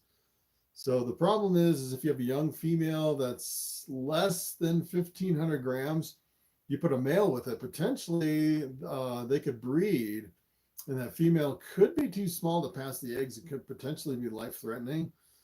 But I can kind of see your point, trying to get it back on food. But I'd say if it's anywhere from like 800 to 1,000 grams and it goes off of food, it could be just the 1,000-gram wall that they kind of run up against. which is kind of normal. At that point, all you can do is just keep offering food every week, and hopefully she comes back on food sooner than later. Another thing you could try, probably better than adding a male, is you could do like a smaller live rodent, like a live mouse or something. I can almost guarantee any snake on a fast will eat a live mouse. And then you can just do like one live mouse, and then a lot of times what you could do is you could do like a live mouse and then wait like maybe an hour or two after they eat that live mouse, and then offer like a frozen thawed rat to follow up, to kind of break them out of the mouse. You don't want them stuck on mice, but sometimes you can kind of trick them with a live mouse to get them back on food. Can you this is Evelyn Benlulu. What's up? Can you keep two snakes together? Most people would say never keep two snakes together, and some people will prove you wrong. I've actually seen people where they'll actually keep a male and a female together full-time permanently. I've had a couple people actually tell me they had a male and a female ball python together, and they would just reach in the enclosure once a year and pull out the eggs. So I'd say it's possible. Most people would not recommend putting two snakes together. So the other problem is I actually had some California king snakes, and I actually tried to put two together, and they both went into breeding mode. And in breeding mode for that particular snake, they both went off of food, and they were already skinny when I put them together. And a lot of snakes will actually go off of food when you pair them up or keep them together. And they got skinnier and skinnier and skinnier to the point where I thought, they were gonna die. They were getting so skinny. So I actually separated them into separate enclosures, and then they both started eating again. All right, let's see. Jonathan Absher, what's up? Hey, Chad. I was wondering about what I should breed with my Super Pastel Clown. Yeah, Super Pastel Clown. That's pretty awesome. Yeah, so you could breed it with any clown or head clown. It's the pastels and the super pastels work really good with clown. Makes some really amazing combinations. So you take something like that, breed it to a clown, everything will be pastel, and either clown or het clown, depending on what you're breeding it to. All right, Gilmer Eyes. Two of my 7 eggs turned rotten. Divided them out. Any chances they will survive? It depends on how rotten they are. I've had some pretty bad eggs. Usually, well, I would say it's always worth it with rotten eggs. If they get really super bad, you'll actually get to the point where you can see if an egg is going to survive or not after you do it for so many times. I get to the point where I see an egg and I know for sure that it's not going to develop. I'd say a lot of times if they get really hard, that's a really bad sign. If you like squeeze the egg a little bit and it's like super rock hard, more than likely it's a goner. What I would actually do is I'd take those eggs and I'd move them to like a separate incubator tub, like a separate tub in your incubator, and keep them away from the other eggs. And I'd say it's worth it, just to try to do it. Eventually you get the hang of which ones will survive and which ones won't. Can I keep two snakes together if one is much younger? I don't know. Every time I've seen people have really good success keeping two snakes together, it seems like it's always when people start out with two hatchlings, like a male and a female. Maybe you could probably do like a male and a female, or you could do two females. I would not put two males in the same enclosure. They will definitely fight. But I don't know. An older snake and a younger snake, maybe it would work. Most people wouldn't recommend it, but it might work. Jeff Foltz, what's up? Did you try vanilla extract in your rodent water? Gave you this tip on Morphmarket. I have not tried vanilla extracts, but the kind of the interesting thing is, I believe the Missouri rodent breeder blocks actually do have vanilla extract in the blocks. Someone was telling me that a few years ago, even though it doesn't list the ingredients on those Missouri rodent blocks. They use something else too, like I can't remember if it's like a cactus or like an aloe or some. There's something in those Missouri rodent blocks to fight the rodent smell with the rodents. Hey, got another. I think that was another super chat. Wow, whoa. My phone is like way behind. All right. What's up, Chris's Constrictors? Thank you for the super chat. I have a normal female that is 7 years old and is 6'3". Wow. Can it be Volta? It could be Volta. Usually Volta is kind of hard to tell because it's there's actually a locality that actually is known for voltas, but voltas can really, so what a volta is, it's a ball python that just has a bigger size than other ball pythons. I don't think Bobby's a volta, even though he's bigger than most ball pythons. Usually you can tell by the head. They have a really big, thick head. I actually have a pinstripe that I'm pretty sure is a volta. But Bobby doesn't really have the really big, thick head like well, it's a lemon blast that I have. So I don't know. I don't know if I think Bobby's just big. I don't think he's Volta though. But Volta is kind of interesting because if you do have a Volta, like a really big genetically, it's almost like it's not like a regular Bol Python gene. So if you take a Volta and you breed it to something else, you get like half the Volta coming out of it. It's not like half your offspring are going to be Volta and half won't. I think it eventually kind of dilutes itself out. I think Volta is kind of kind of a hard term to define, and it's hard to identify a Volta Bol Python. But I'd say usually they have a thicker head and a bigger size than most of your snakes. Former Jedi, what's up? How do you maintain humidity in your bins? Yeah, so what I do is I use a Pro coconut husk. And what I do is I add enough water to where the top of the coconut husk is pretty much dry on the top. But if you actually take your finger and kind of poke at the coconut husk, it won't actually break up. So if it's really dry and you kind of poke it, you'll actually push down into it and it kind of breaks up. And if that actually happens, then I'll add a little bit more water to it.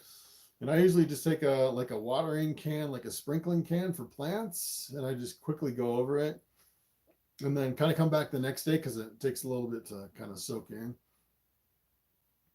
Is it still live? It is live. Yeah, it is live. Wait, how many questions do I have left? Wow.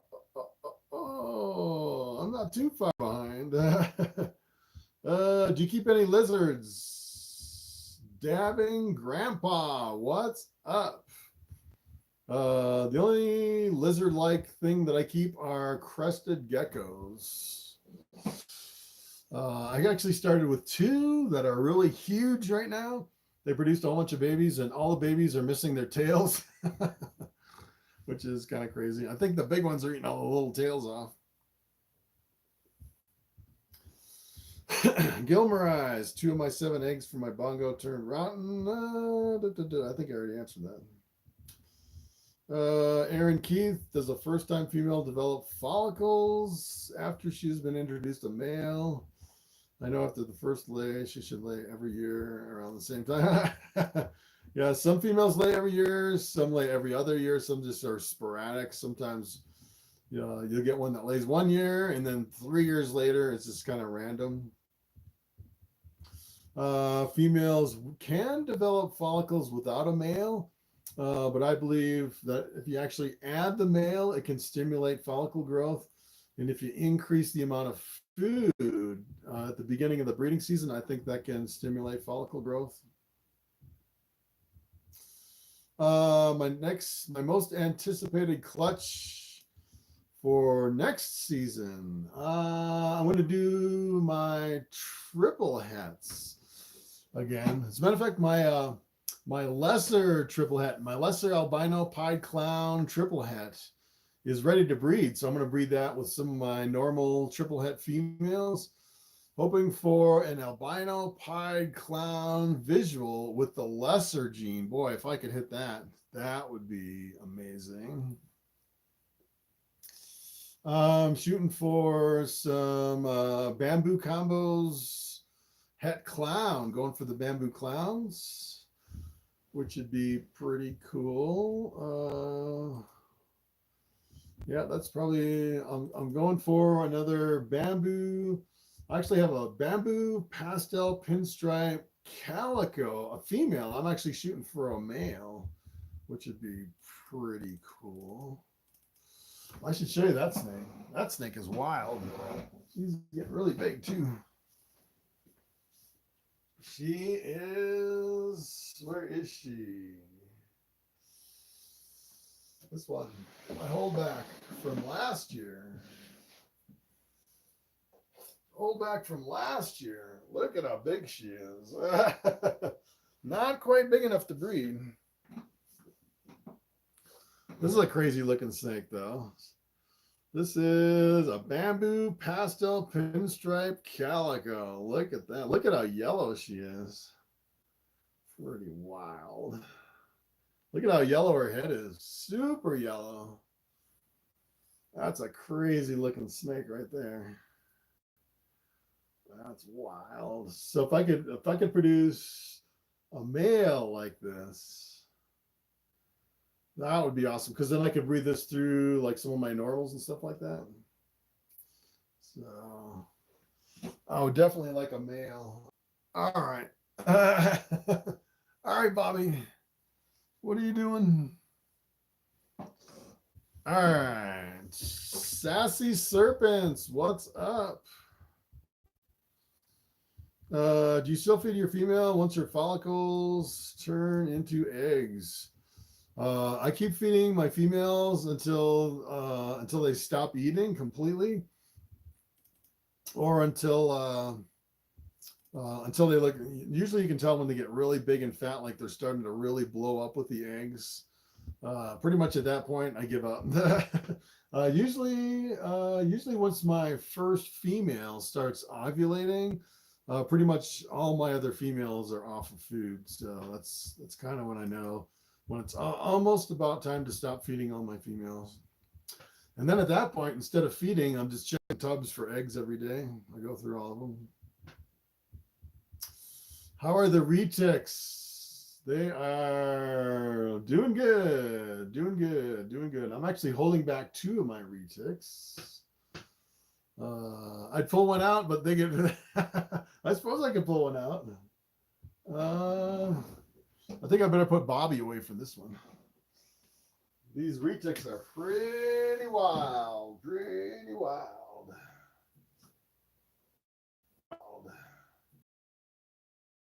All right, Bobby. All right, so I do have holdback. Let's see. Where is my holdback retic? I'm gonna have to move my light. Let's see. Hold on, hold on, hold on. I got so many snakes. I don't know where the snake is. All right, this is fettuccine. Fettuccine, fettuccine, fettuccine, fettuccine. How's fettuccine? All right, fettuccine. Fettuccine, fettuccine. This is fettuccine, my female. My first retic hatchlings. Check that out. They're getting super tame, super tame. I still have a ton of them left. I only sold a few. Look at how big she is. She's really super long. Pretty wild. I spent hours and hours and days handling these things, trying to get them to calm down. She hasn't been out in a while. She's a little jumpy, but not too bad. So this is one, they're pretty much all the same. I hatched out like 40 of these. I sold maybe 5 of them already, I'd say. So I'm going to keep a male and a female. So this is a super dwarf, only like 12% mainland, something like that. So they won't get too big. I've been feeding her like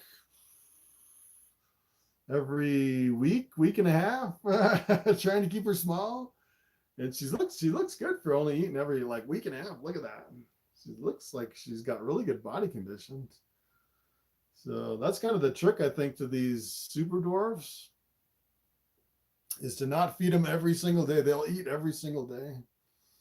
And if you breed 2 of them together, you'll get some purple albinos. You'll get some, this is a lavender albino, and you'll get some white albinos. And you'll get some aneries, if some of these are head aneries. But yeah, she's a pretty cool snake. The only thing about these girls, the boys, these retics, they do not like to go back in the tub. I pull her out and she's like, I do not want to go back in. And so there you have it. I think I'm going to put her back in her tub. She's a squirmy little snake. I don't know if I could put her around my neck. Never put a retic around your neck unless they're this size. But yeah, so definitely holding back 2, male and a female. I think I have just like 2 males posted on Morphmarket right now. I definitely have to post some more. The problem is I think these are like, I'm selling them for like 800, so I can only post so many of these on Morphmarket before I hit my, you can only post a maximum $1 limit. So I'm kind of going to sell my ball pythons first before I post a lot of these. But these are like really super smart snakes, really super friendly, super beautiful. It's hard to see the beauty of the snake in just a camera. It's so awesome. These snakes are really awesome. I wish I could keep them all. They're super friendly. Pretty awesome. All right, Fettuccine's going back. Going back. All right, let's see. I want to get a different snake. I'm going to get a different snake. All right, so this is Bubble. Look at Bubble. One of my favorite genes. One of the cheapest genes. Look at how big she is. This snake is more tame than Bobby, which is kind of crazy. Just a straight pinstripe. One of my first snakes. If I downsize my collection, I'll probably keep this one just as a pet. This one and Bobby are pretty much my tamest ones. Let's see. I completely lost my place. Completely lost my place. Let's see. You shaved, yes. Is this where I was? I don't know where I was. Let's see. I'm completely lost. All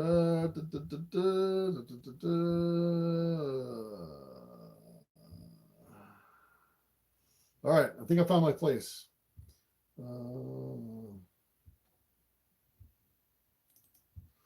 How's my baby ginkgo? Ginkgo, yes, ginkgo. I believe that was a bamboo. Yes, ginkgo. So yes, people. This was actually sold. Take a look at that. We were just waiting on it to eat. And it did take very first frozen thawed mouse hopper. I kind of want to do a couple more before I ship it. So just to make sure it's kind of in a ball right now. That's a little baby ginkgo doing real good. Yeah, I'm selling them before they're completely transitioned. So yeah, that thing's doing good. I got a couple more bamboos that are sold, a couple more bamboos that are for sale. I just posted a couple I think I have 3 bamboos I posted today over on Morphmarket. Those bamboos go quick. And I used to sell them for 500, I think. I sell them now for like 300 or something. 250. I can't remember what I sell them for, but it's a lot less than they used to be. Let's see. Reptiler Ball Pythons. What's up? What's the best way to tell if a bamboo hatchling also has calico? Yeah, so let me show you. I do have a bamboo calico. Oh, let's see.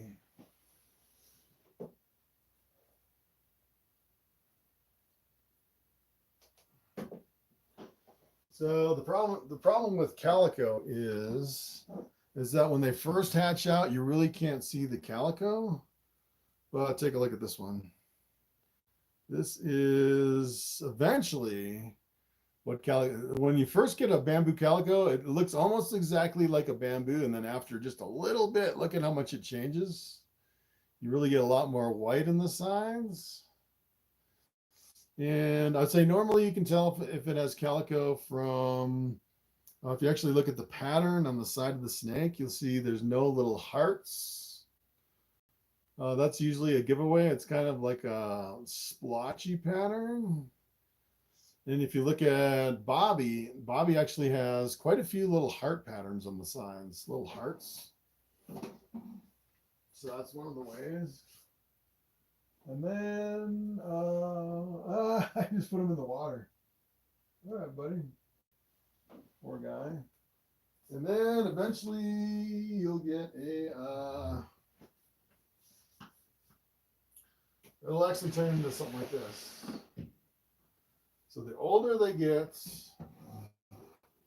of course, they start out looking like bamboos, but the older they get, the more white they get. So look at that. You can definitely tell. And when the snake hatched out, it looked like a regular bamboo. It's really deceiving, and they get more and more white. And this is just a bamboo calico. And the other thing that's kind of interesting too, you'll notice a lot of times when they're younger, is they'll have a lot of times they'll have this like it's almost like a steel gray stripe that goes like along the side, but it's kind of like the top of the side. And a lot of times you'll see that on the real young ones. You'll see kind of the broken up pattern. They won't develop the white until they're older, but a lot of times you'll see that really faint kind of a gray strip coming down the side of this thing. This is one of my favorite combinations. They're like chameleons. They change so much. All right. I've been talking a lot, losing my voice. Let's see, we've been going for almost 2 hours. Whew, 2 hours.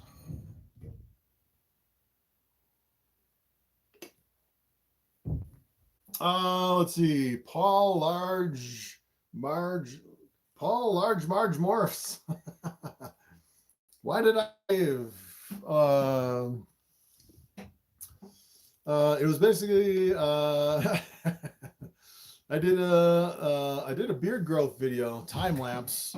It was just kind of an experiment, and I wanted to kind of grow out my beard until I got a full beard. I thought it was going to take me like a whole year, and I figured after 139 days, I had a big full beard. And the experiment was over. I just wanted to see how big it would get. So it's kind of weird on a snake channel like this. It's hard to really grow because there's so many people that are afraid of snakes. So you don't get like the general public really watching a lot of videos. You only get like a few select snake people that really watch your videos. And most of my growth actually comes from kind of weird, random videos like a beard growth time lapse, or how to unlock a locked truck, or how to make money with ducks or cattle. If you actually go to my channel and kind of sort by the most popular ones are just kind of the oddball stuff that really drives the growth that don't scare most of the people from snakes. So that was just an experiment. I don't know if I grow another beard, like a full beard again. Let's see. I'd love to have a desert ghost lemon blast female. Yes, that one's awesome. Any new things you want to get into? Maybe puzzle. I'm thinking maybe puzzle is the next project.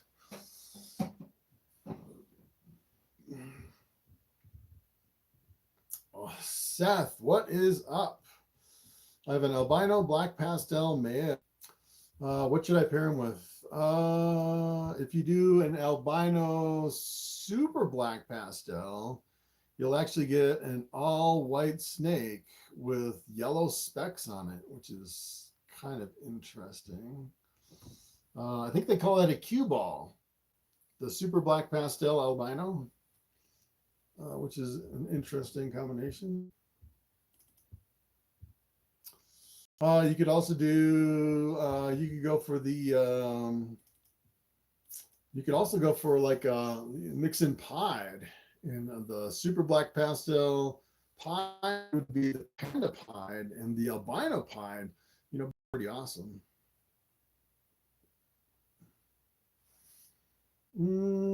Lance Martin, what's up? Suma and banana are my two favorite morphs. Can I combine those two for anything special? Suma, well, the Suma is actually the super mahogany, and the banana. So if you did a Suma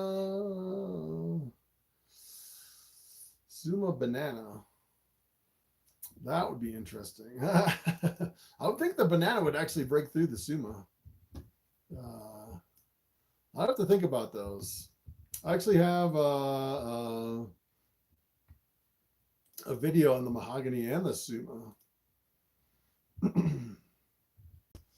All right, yeah, long wait. Let's see. Rain, what's up? Have you ever had a ball python that always had shed issues from hatching, regardless of the correct heat and humidity? The only one I've ever had was my scaleless. They all have shed issues. Constantly fighting the shed issues on my scaleless.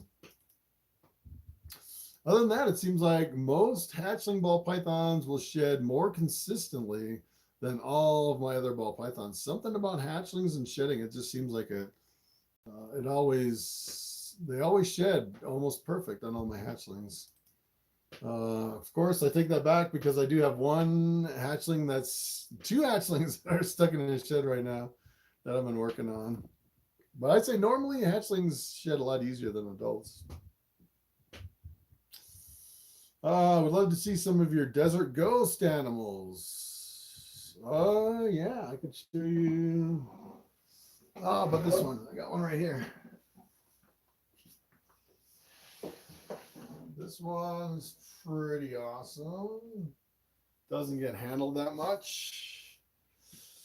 This is my pastel inchy desert ghost male. Take a look at that beauty. Really wild looking pattern. That's where all my desert ghost stuff came from, that guy. That guy's awesome.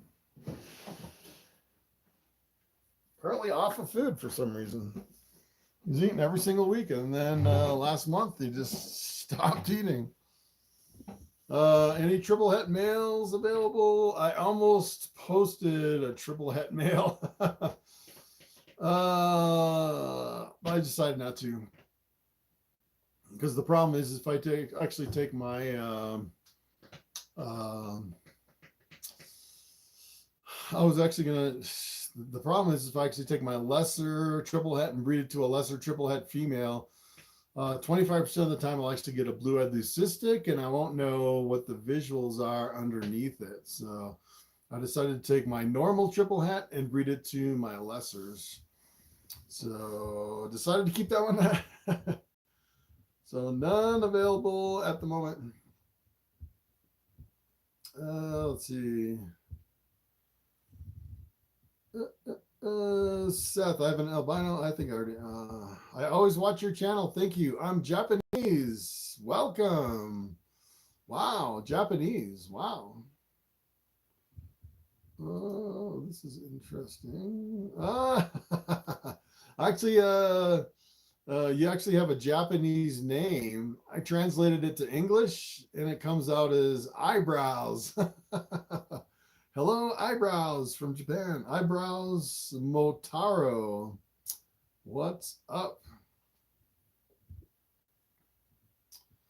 How do you deal with a ball python who has shed issues regardless of heat and humidity? Yeah, so every now and then I'll bring a ball python up to the sink, and I'll fill the sink up with 90-degree water, and I'll just splash it on the snake, wait a few minutes, splash it on the snake again, and slowly work on the shed. It usually takes me about half an hour to slowly rub it off and peel it off. But that's the way I usually do it. And if it's really stuck on really, really bad, sometimes I'll just kind of pull off the loose stuff, maybe come back the next day and do the same thing. Stud fees for males. I considered doing something like that at the beginning, like renting out some males, but the problem is, you know, between respiratory infections and mites, especially if you have a big established collection with no problems, I don't think it would really be worth it. I think you'd be better off just selling stuff. You know, I've actually seen a lot of people do that, where they'll actually buy one snake, breed it through their collection, and then they'll sell it. And then the next year they'll buy something else, breed it through their collection and sell it, and keep upgrading that way. That's one way to do it instead of doing like a stud fee. Just buy it, breed it for a year, and then sell it. And hopefully the price doesn't come down. Back to normal. Expected a mountain man. What's up, blue collar German Shepherd? Yes. I did shave. I shaved it off. I couldn't take it anymore. Had to get rid of it. Heather Hansen, if I take a clown and a clown, do I end up with more clowns? Yes, they will all be clowns. Clown to clown. Clown to head clown, you'll get half clowns. Head clown to head clown, you'll get 25% clowns. Clown to a normal, they will all be head clowns. Raw reptiles, have you found any het clown markers? Yes. I've produced a lot of het clowns. All my het clowns are brighter. They're lighter and brighter than a non-het clown. So you can actually, if you actually had a whole clutch and could lay them side by side, that's really the only way to do it. You know, like if you had like a 50% het clown, half of them were clown, half were not clown. You put two side by side, I can almost guarantee you could pick out the het clowns because they'd be brighter than the other ones. That's the only thing that I've seen that's actually reliable for het clown. Andrew, it's awesome that you answer everybody's questions. Yeah, I get way behind. I try to answer everyone's questions. The problem is if I skip over, I used to kind of skip over everyone's questions, and then you get people asking the same question over and over and over and over, you know, trying to get in there. All right. Speaking of that, I am like, I don't know, 10, 20, 30 questions, 40 questions behind. I'm way behind.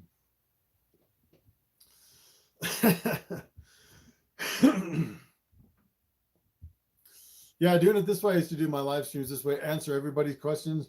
And by the time I hit the very last question, it's usually a 3-hour live stream. Going through all the questions. Joshua Sardine, what's up? Hey man, really appreciate you and your content. Was out of the hobby for over a decade and inspired me to get back in. Nice. Got sunsets and clown het sunsets. Nice. Sorry for your loss, Ashley. Thank you. Yes, that was my dog.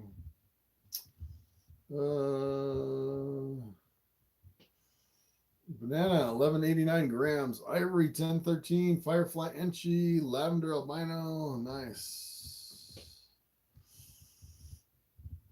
How many Lucy Sunny babies do you have left? I think I might have 30 still. I think I have 30 retics. That's a lot of retics. I've really been working on taming them down though, so not really in any rush to unload them. Trying to get rid of most of my ball pythons first. Trying to kind of limit feed them, keeping them a little bit smaller so they get some age, some gentleness to them. So I want to make sure my retics are really nice before I sell them, because you know, if you actually get one of the hatchling retics and just completely ignore it, it can get pretty wild. It takes a lot of handling to really tame them down. Let's see. Some bright colorful snakes. Lauren Schrader, greetings from Denver. What's up? Derek Dooley, what can I breed a female fire bee to? So fire bee, that's a fire spider. Yeah, so you could do like a pastel. One thing with the spiders, probably my favorite spider combinations would have to be like fire would actually work in there too, but you could actually do like a fire pastel orange dream, or like a super orange dream. You could even do calico, so like a fire calico pastel or super pastel with a fire. You get some really crazy, like all the bright genes with the spider. It makes like a really bright top on the snake and some really high white sides, which is pretty awesome. Sell me brownie. The guru has returned. Mark Romero, what's up? Sweet RCs, do you have any for sale? Everything. Well, I'm starting to post over on Morphmarket again. I think I have like 15 snakes. I think with my current Morphmarket plan, I can post to 30. So I'm posting few snakes every few days to kind of boost what I have over on Morphmarket. Where's the bearded? The beard is gone. Can you help show how to pop hemipenes? I have a hard time popping hemipenes. I pretty much probe everything with the metal probe. Look at this snake. So friendly. This is Bubble. My most friendly snake. Even friendlier than Bobby. I don't know where the snake came from. I actually bought it as a part of a collection. And I was doing live streams. I was doing those 12-hour live streams going through a lot of my snakes. And some of them were like freaking out, trying to get away, choking me. I put this one on my neck and it just fell asleep. I couldn't believe it. It's like, where did this? I didn't even know it was so friendly until I put it on my snake during a live stream. It just sat there for like 4 hours. It was unbelievable. Definitely surprising. It must have been like a snake for some family with a bunch of kids or something that everyone's like poking the snake. I'll look you up. So yeah, if you're looking for my Morphmarket store, I actually have a link under every video That goes right to my Morphmarket store. Not gonna trip again. Why not? What's up? What's up, Chris and Bobby? What do you think about the lavender albino clown combo? Yeah, that's pretty awesome. That's the lavender albino clown. There's a name for it. It's on the tip of my tongue. I can't remember it.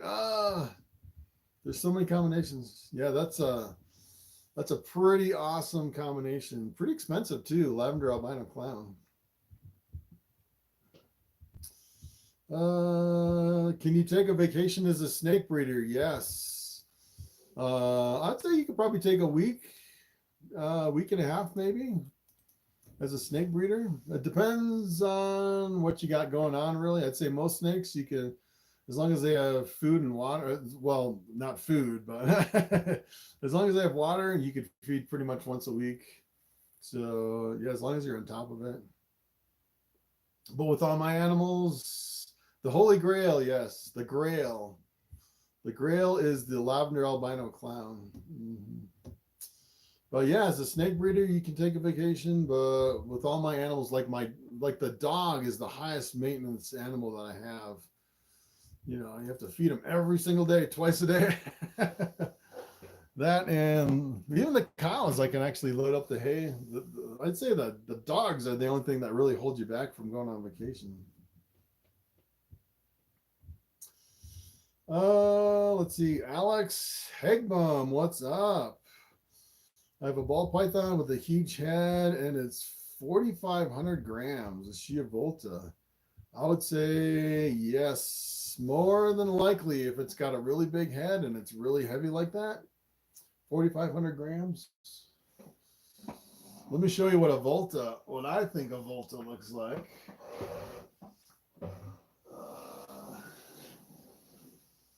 I think this one's a Volta too.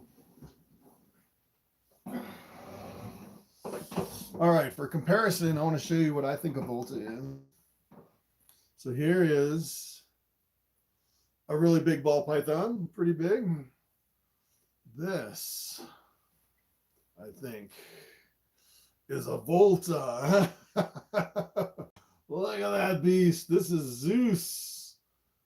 It's a monster. Yeah. She is massive. This girl will weigh me down. She'll lay 16 eggs at a time. That's massive. That's definitely my biggest snake. Probably 5,000 grams, I'd say. I don't know. I haven't weighed her in a while, but yeah. And if you notice her head too, she's got a pretty big head. That's pretty big and thick. Just a really thick head. Boy, I'm out of shape. Trying to lift that snake up. She's a big girl. That's definitely my biggest snake there. All right, let's see. Whew. That snake wore me out. Gilmore Eyes, thanks for the answer. Yes, I did divide them up. Let's see. Is it still live? Yes, still live. Bye, C's. What's up? How are your dubia roaches doing? My dubia roaches are doing great.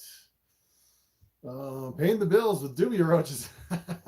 Sell them over on Morphmarket if you want any roaches. So I sold a whole bunch of them to where I got kind of low on all my tanks, but I haven't sold any in a while, and they've pretty much all recovered. So I got some people that just buy dubia roaches like 5 pounds at a time on a regular schedule. I probably sell, I'd say maybe 40 pounds a month of dubia roaches. It's unbelievable how many dubia roaches I sell. It's pretty wild. Voodoo Exotics. I need to ask you a couple questions. Ask away. Johnson Outdoors, Bobby. I'm happy that Bobby is doing well. Yes, I have a bamboo clutch coming soon. I got into the bamboo because of Bobby. Bobby is a star. Let's see. Voodoo Exotics. Cool. The ball pythons we have that were breeding age, they weren't quite up to breeding weight, but I went ahead and put the males in. Yeah, if they're close, if the females are close to 1,500 grams, I'd say you could probably do it. Let's see. Voodoo Exotics, less than 2 hours later, my female bamboo was already locked. Male bamboo was locked. 2 other pairs locked within an hour.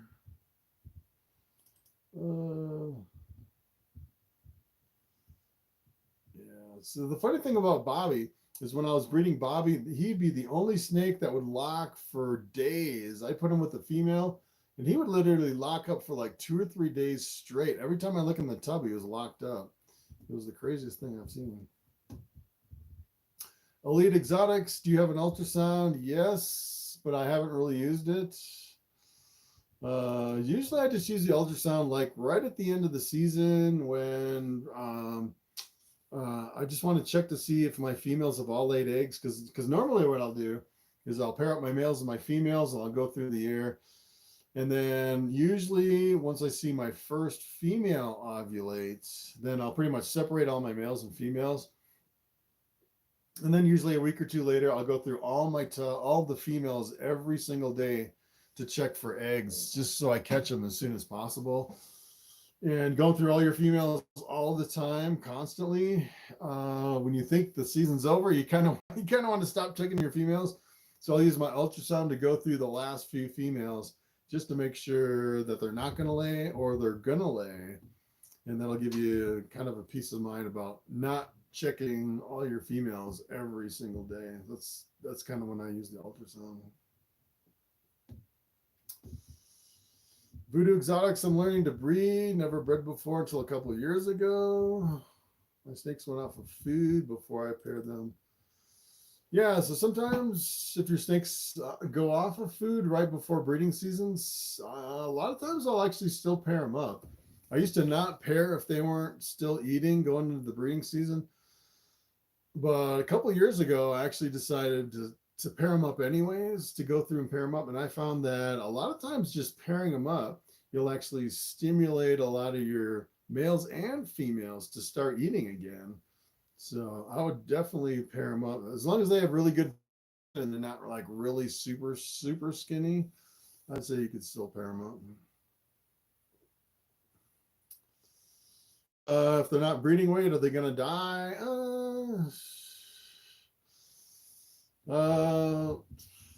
Good question. Depends on, I would say I've seen some people breed females as low as 1,000 grams and they'd still lay eggs fine. I wouldn't recommend it. They could possibly get egg bound. That's the only thing. So yeah, if you paired them up and they locked and your females are too small, I just keep an eye on them. You may be okay.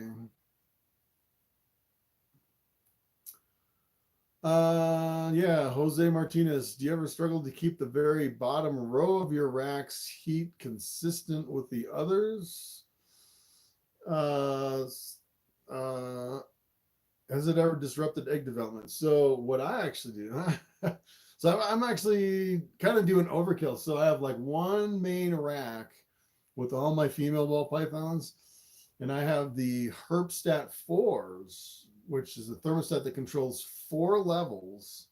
So I have multiple Herpstat 4s. I think I have a Herpstat 2, and I actually have a couple other thermostats. So I have thermostats in every single level to keep them all consistent for my breeding females, to make sure that all my females are at the right temperature. Because if you actually look at it kind of like just one heat probe on like a rack, you will get huge heat differences in the different rows. You just want to make sure that none of them are overheating, but some of them will underheat.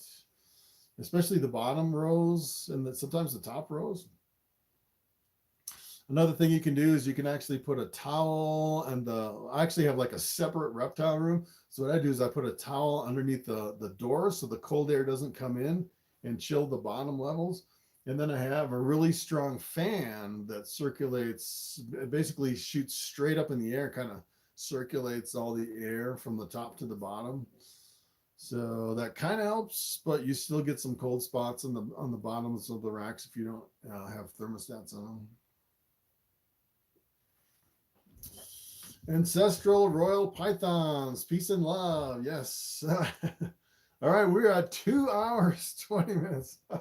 It's a long live stream. 74 people still on. Wow. Cliffness 420. Hey, miss your live chat. It's been a long time. I don't think I did a live. I haven't done a live stream in like, I think it's been like 6 months since my last live stream. Wow, Johnson Outdoors, they just banned berms here in Georgia. Are you worried about possible bans on your retics? Yeah. Yeah, that would be pretty bad. As a matter of fact, when I got into retics, well, I've been wanting to get into retics way before I actually got them. But they actually they had banned the shipping of retics across state lines. It was actually in the Lacey Act where I couldn't buy a retic outside of the state of Colorado, and if I bred them, I couldn't ship them out of the state. That's where I started in retics. So yeah, so luckily they dropped that, and we can ship retics now to most places, you know, except. As a matter of fact, I sold a retic to some lady in Florida. She put a deposit down, and then after she put the deposit down, we realized it was illegal to have retics there, so I had to refund her money. But I think it was like $400 or something she put down, which was unfortunate that she couldn't have them there. So she was pretty excited to buy one, but she couldn't. All right, Puma 4454. What's the best thing to do to tame a snake that musks, flees, and strikes at you? Yeah, that's when I bought Sunny. Sunny was like that. My reticulated python male. That thing was wild. And that's usually from no handling at all. That's why I really want to handle my retics. Because if you just buy a hatchling retic and you put it in an enclosure and never touch it or handle it, and if you're afraid of it, it'll get like that. It'll get like super defensive and super scared. Basically, it'll turn wild. Yeah, at that point, yeah, well, you have a king snake. King snakes can do that too, but what you really need to do is build trust in that animal. So right now I've been keeping these retics in my hatchling rack. So when I open up my hatchling rack, you just don't want to jump in there and grab it, or you just don't want to pull it out. You don't want to scare the snake. So yeah, so dealing with a snake like that is almost like dealing with a brand new retic hatchlings. They are really defensive, really snappy, and it just takes a lot of work to get past that. With hatchlings, I think it's a little bit easier because they don't really have the negative experience. But if you have a snake that was abused, or, you know, has a really strong association with people mishandling that snake, that could be even a bigger hurdle. But for a hatchling, I would say you just want to move really slow and build the trust. Usually what I'll do is when I started out, I open the tub and I'll put the tub on the table and let the snake just kind of look around for a bit. And if it was getting a little bit defensive, what I do is I take the tub with the snake in it and I kind of move it around the room so you can kind of see, and you kind of get a little bit of curiosity and start. Usually when they get a little curiosity, they start looking around, then they kind of chill out and they start, you know, coming out of the tub. Then you can slowly grab them. And like when I go in the tubs now, I'll open the tub and I'll move really slow, and I'll make sure that snake is okay with me picking it up. before I actually touch the snake. And you have to really build trust with a snake like that. So if you think about ball pythons, you reach in and grab a ball python, it just curls up in a ball. Well, like a retic or sometimes king snakes, their defense, instead of curling into a ball, they will lash out at you and strike at you. It's the kind of the same. It's almost like trying to pick up a ball python without the ball python curling up in a ball. That's kind of what it is. It's completely different with retics. And then once you get them to where they trust you, like now I can actually go in and I can actually grab them pretty good with, I don't have to worry about these retics snapping at me anymore, because I spent probably at least an hour handling time with each retic. So that's like 40 hours of handling of these retics. So it just takes a long time to build that trust. All right, let's see. Can a large rodent rot inside the snake if it takes too long to digest? No, not that I've ever heard of.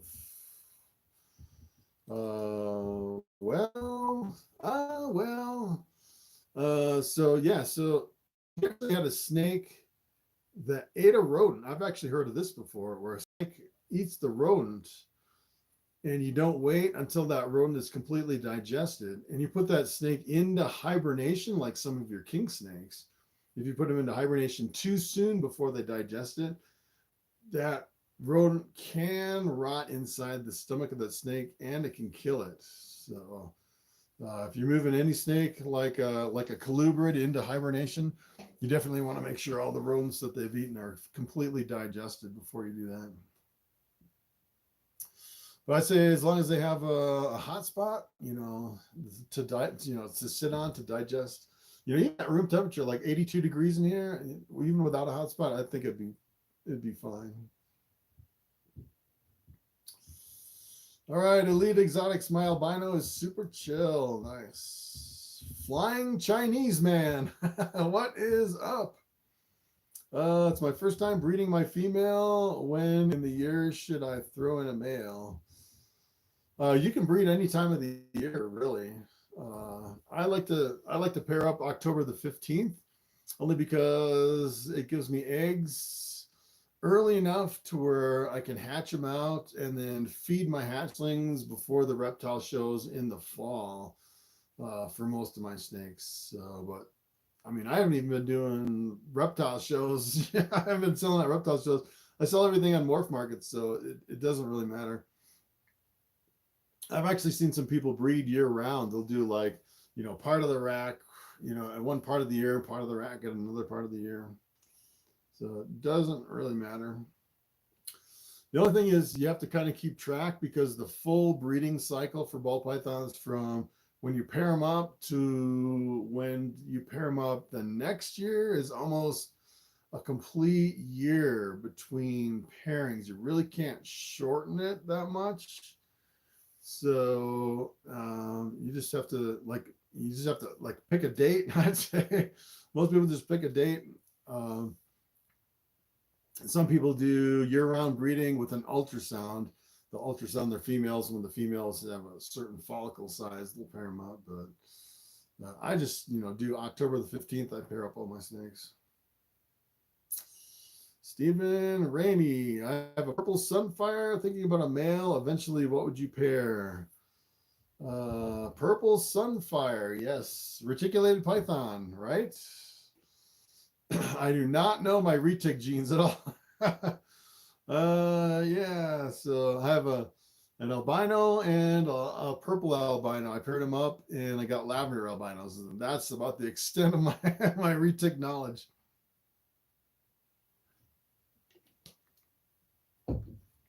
He's in dive in SJ, B in EV.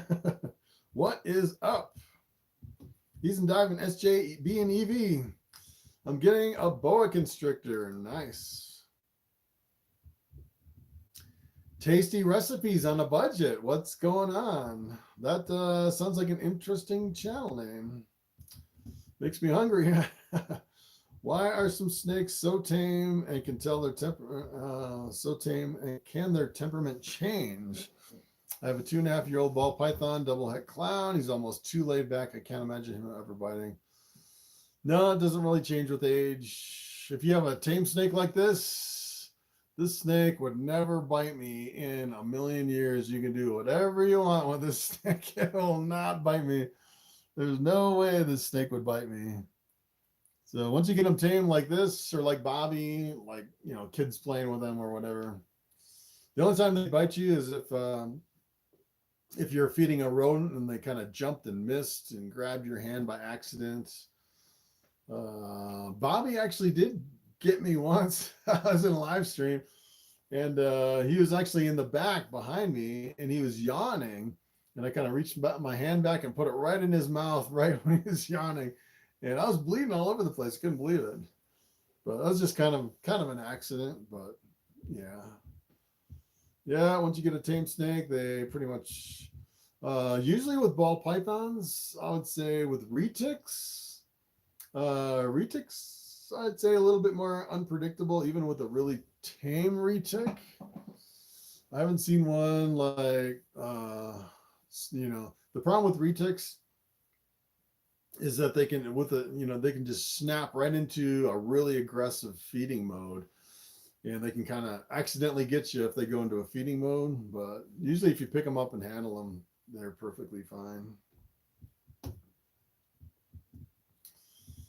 Let's see.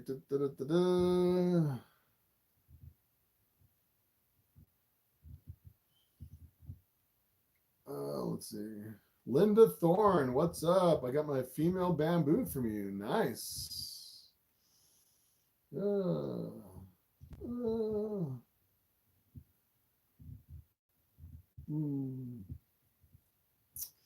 Bol Python is a double ghost het clown. Nice. Long live. All right. Love that bamboo calico. Wow, I'm like really behind on the comments. All right, let's see. How would I breed year-round? I'd say most year-round breeders actually use an ultrasound. They ultrasound their females, and they look for the immature eggs, and once they hit 10 millimeters, they'll pair them up. I'd say it's a little more complicated to breed year-round. I've actually seen some breeders, they'll actually kind of do like I do, where they'll pair up all their snakes on like October the 15th, but they'll have separate sets of snakes. And I was talking to one guy at a show. He actually had 4 different warehouses full of ball pythons. Warehouses. He had lots and lots of snakes. And he would go to all these shows, and he'd go to like the spring shows. And, usually in the spring, everyone has leftovers from the year before, and they're all like bigger hatchlings, bigger, like sub-adults. And he would actually show up with hatchlings in the spring shows. And I started talking to him about how he was breeding. He said he had like 4 different warehouses, and he would breed them like every 3 months. He would breed another warehouse full of snakes. So he always had hatchlings all the time, which was pretty wild. That's a different way to do it. Linda Thorne, let's see.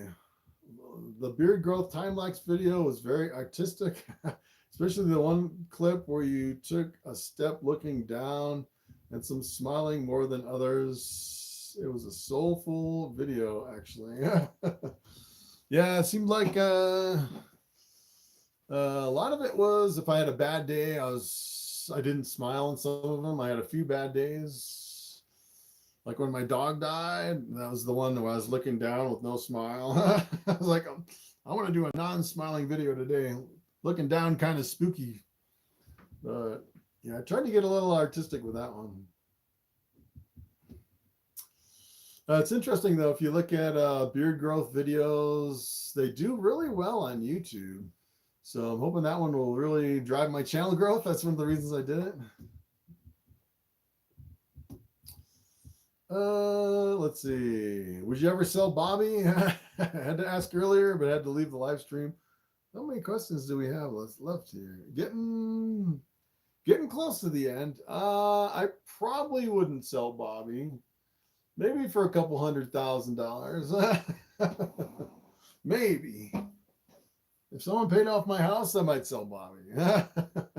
If the house was on fire and I had to grab one snake, it would be Bobby for sure. Speaking of Bobby, let's grab Bobby. Bobby for the end.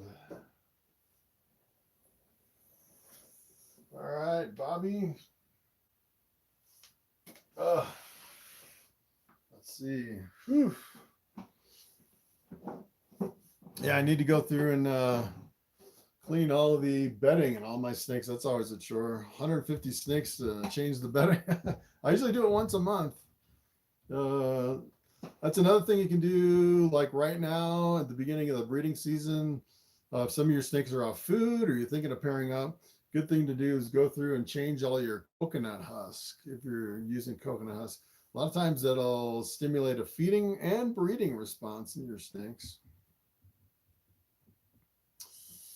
How big of a tank will my Ball Python need as an adult? I would say usually you can actually go over to the ARS caging website and look at the dimensions on the ARS 70 series, like an ARS 7030.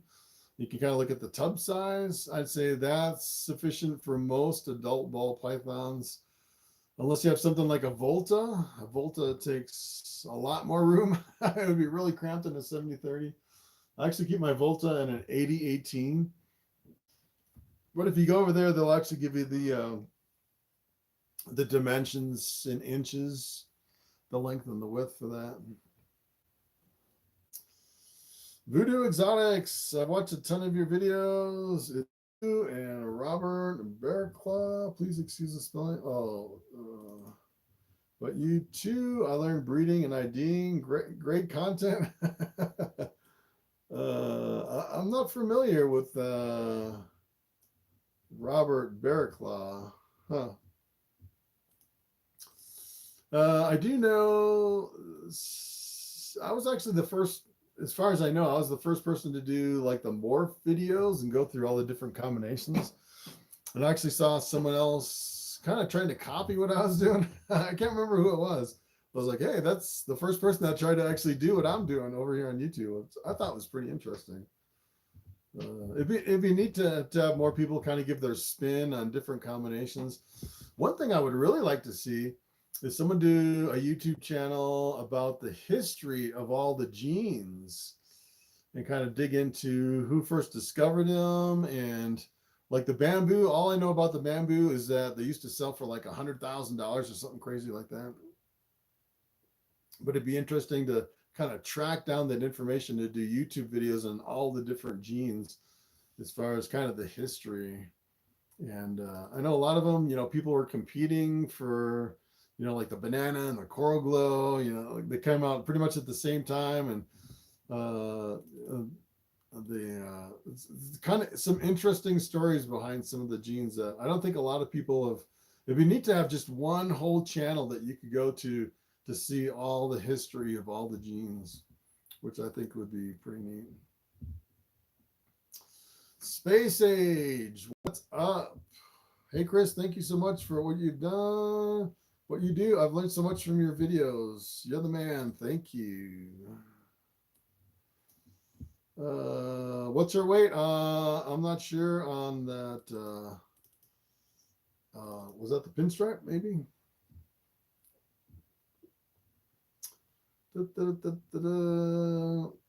What's the minimum weight to breed a male and a female? Joe Graham. What's up, Joe?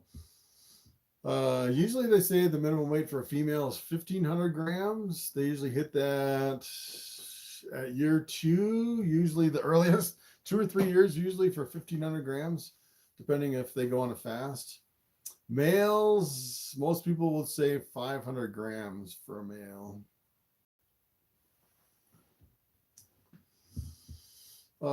Jerry O, what's up? When you had mites, did you soak the ball python after every spray down? No, I actually used I can't remember what it was, but it was safe for snakes. I I can't remember what it was. I actually moved everything over to paper towels. When I first started, I had mites really bad. It was awful, and I fought them for, I think it was like 2 months. I thought I got rid of them, and they came back. And I almost lost a couple snakes because I was like spraying chemicals on them. Some got really sick. It was bad.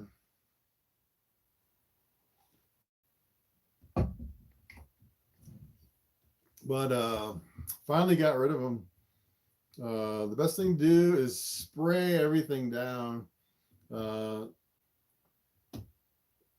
I've actually seen some people kind of do like a dish soap soak for some of them. So there's a few things you can do. I've seen some people do, I don't know. That's like a whole nother conversation. Mites, they're so bad. You do not want mites. They're hard to get rid of.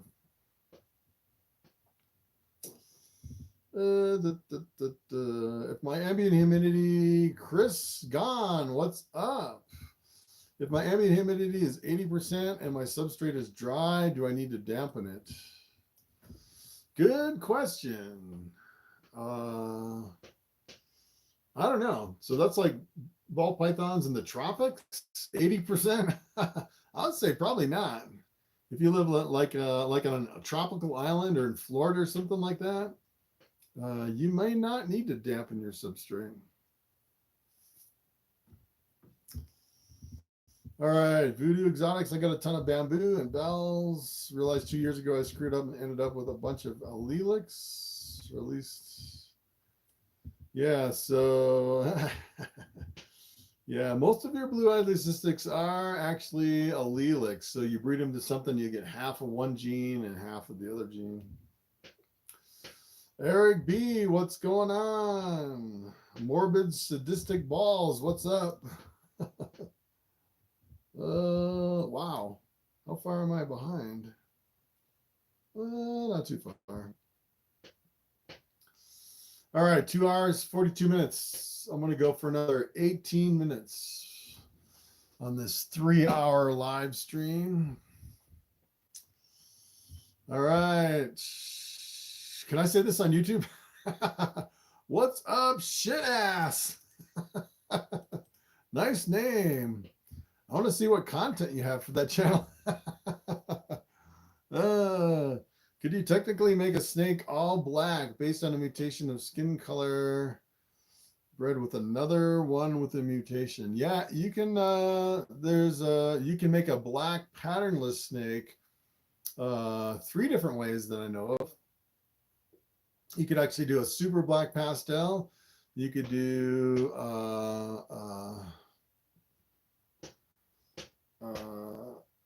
my mind just went blank. What's the 8-ball? It's a black pastel cinnamon. Yeah, black pastel cinnamon is the 8-ball, completely black and patternless. Or you could do the super cinnamon.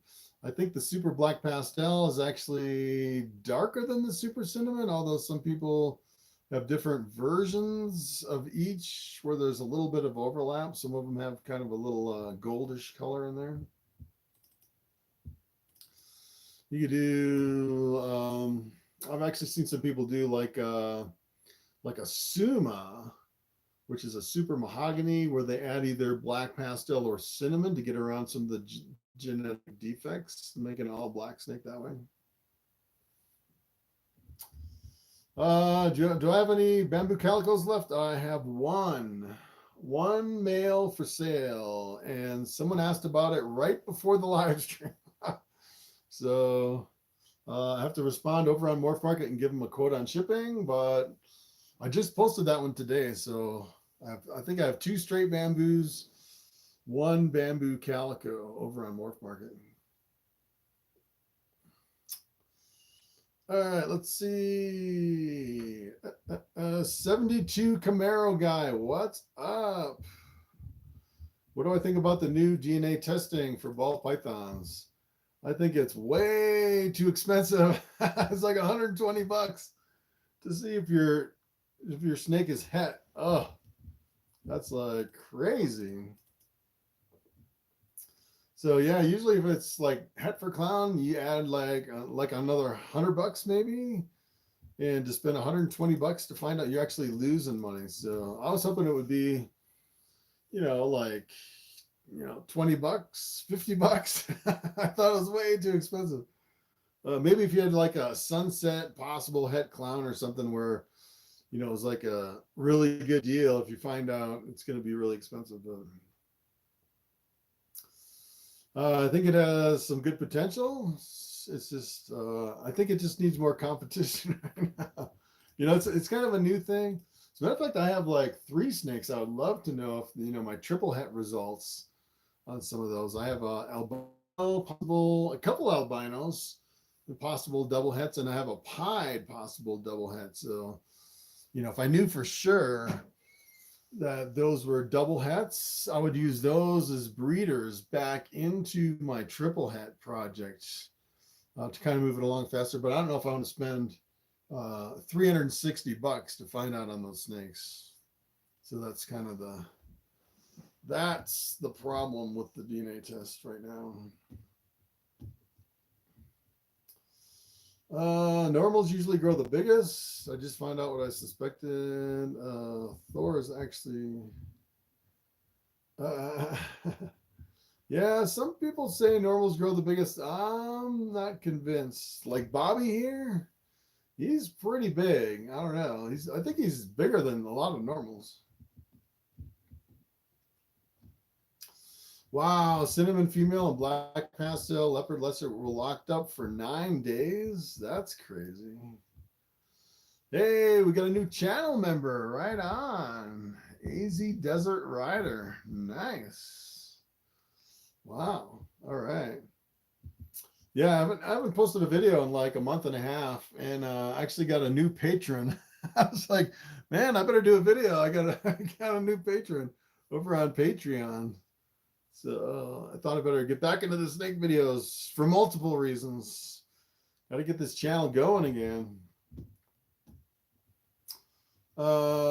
Alex, what project would be best with the Desert Ghost? Hands down, the best Desert Ghosts that I've seen are the pastels and the super pastels. They just really, really pop. They are super bright.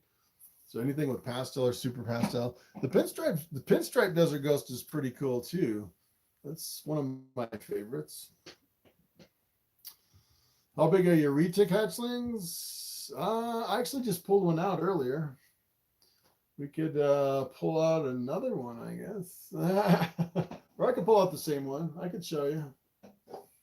I can show you what they look like. They're not that big, actually. I want to put Bobby away because these retics are kind of crazy. All right, we'll pull Fettuccine out again. Ready to come out again? Oh, Betty. Are you ready to come out? Yeah, I've been working a lot with these guys. So this is one of my holdbacks. This is a female. This guy's name is Fettuccine. So I actually have some twins that are about half this size, really super small. So I've been working a lot with these guys, a lot. I probably have 40 hours of handling time in my 40 snakes.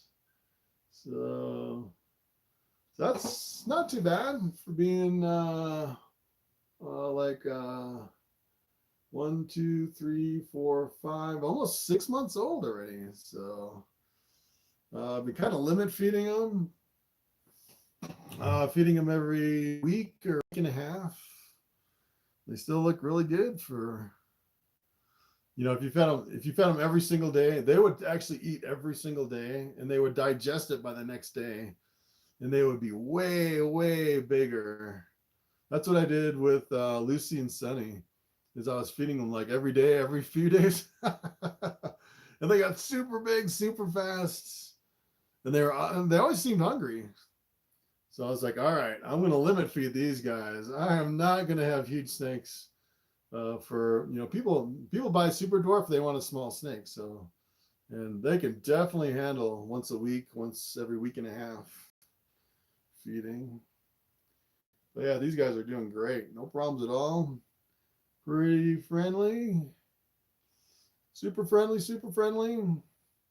Not bad. I'm trying to kind of keep them from being too head shy. Kind of the weird thing on these retics is they all have slightly different eye colors. Some of them are bright orange. Some of them are like this one, like a really light eye color. So it's really interesting. I'm going to hold two of them back, a male and a female.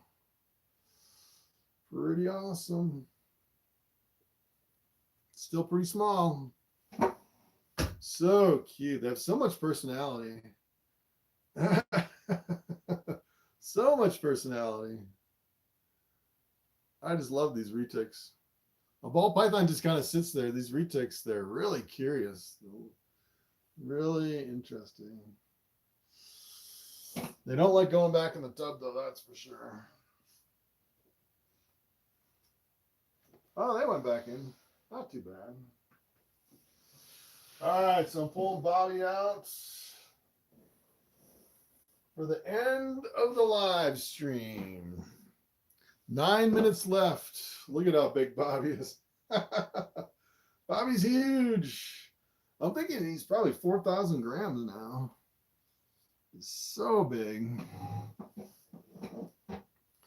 So I don't know how the video quality is, but I'm actually going through a new internet provider, going through Starlink RV. I actually have a dish. It's actually a mobile Starlink setup. So since my phone died and I couldn't upload videos for a while.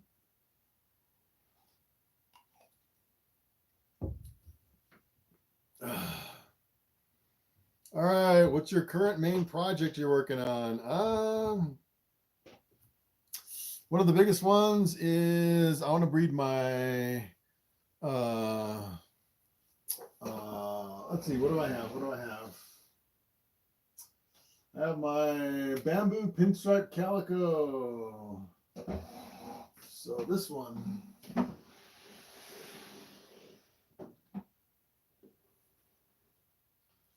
This guy's been a big breeder. He actually just started breeding last year.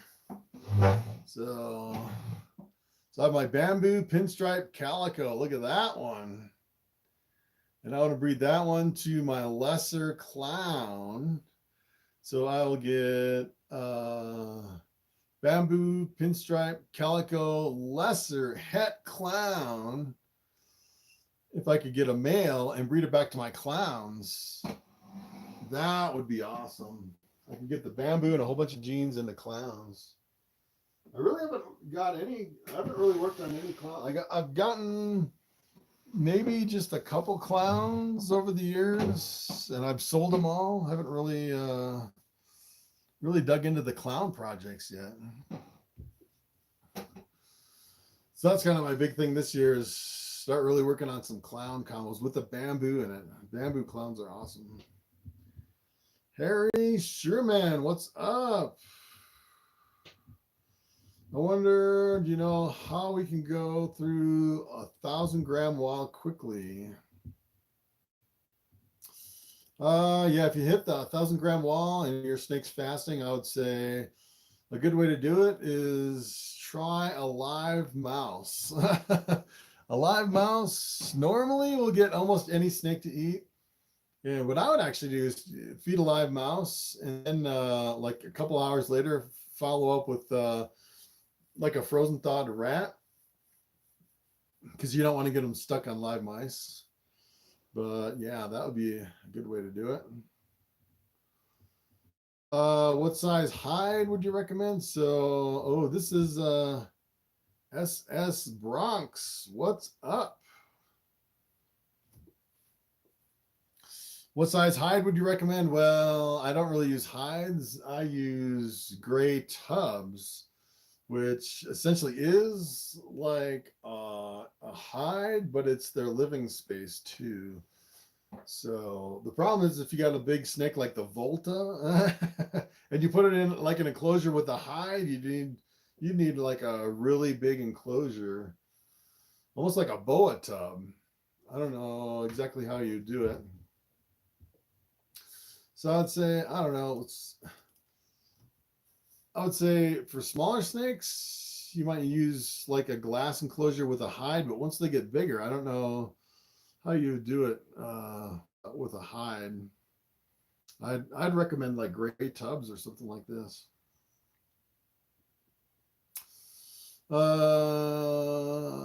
Let's see. Dragon Reborn 1982 Lesso Senior. What's up? That's a long name. A rainbow ball python in person. No. The rainbow. I forgot about the rainbow. That's like a type of albino, right? So the rainbow. Wow. Maybe we should get into rainbows. Look at how much they are. A rainbow leopard, $7,500. Wow. That's crazy. Huh. Not many people working in rainbows. It looks like just one person. Wow. So I've always wondered if the rainbows are compatible with like a lavender albino or a regular albino. Like if you run them together, would you get visuals? I would like to see some DNA testing to show if it's different. Like if they could tease it out and show like if it's different than the other two. That's the one thing that kind of keeps me into getting into rainbows. Is it just another spin of albino or is it completely different? I don't know if anyone's ever actually tried to breed them together. But I've never seen one in person though. 5,004 worth. What's up? I've got a 2-year-old clown female who just hit 1,500 gram. Should I wait until she's 3? I would definitely breed her. At 1,500 grams, she is ready. So 2 years old, she's ready to go. Even at 1,400 grams, I'd probably still breed her. So you probably get a clutch of 6 eggs out of her, I'd say. Raw reptiles. I'm looking into maternal incubation. I've seen people do it with ball pythons successfully. I've seen people do it with really big retics, and once in a while a big retic will actually scrunch and destroy all the eggs. So with a really big snake, I don't know if I'd try it. With ball pythons, it'd be kind of interesting to try maternal incubation. That's where the snake sits on the eggs and incubates them. So what I would probably do, I would probably increase the humidity to try to get closer to like an incubator. So you can keep the humidity really high in there. Maybe increase the ambient room temperature, maybe like the lower to mid 80s. That might help out with some maternal incubation. I know the incubator is set at 90. Well, 90. It's I think it's 90 degrees. I think it's 90. Yeah, the hot spot's 90. I think the incubator's 90. Mark K, how long do they get? The super dwarf retics. That's a good question. So my male, actually, I think I power fed my male. It'll probably be close to the male. The male I have for the retics, he's about 11 feet long. But I'm convinced you can keep these super dwarf retics a lot smaller if you limit feed them. That's going to be my experiment. Try to keep my super dwarf small. Versus even a small retic is really long. It's like really super long and skinny.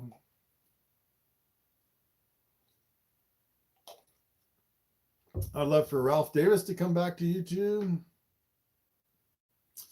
Yeah, there's a few snake guys that have just kind of dropped off and haven't come back. So I think it's good to take a break for a few months or maybe a year or two, but you need to come back to YouTube. There's a lot you can still do. Is the snake you have an adult female? I think that was the I think that was back when I had the super dwarf. That was a baby, just a baby.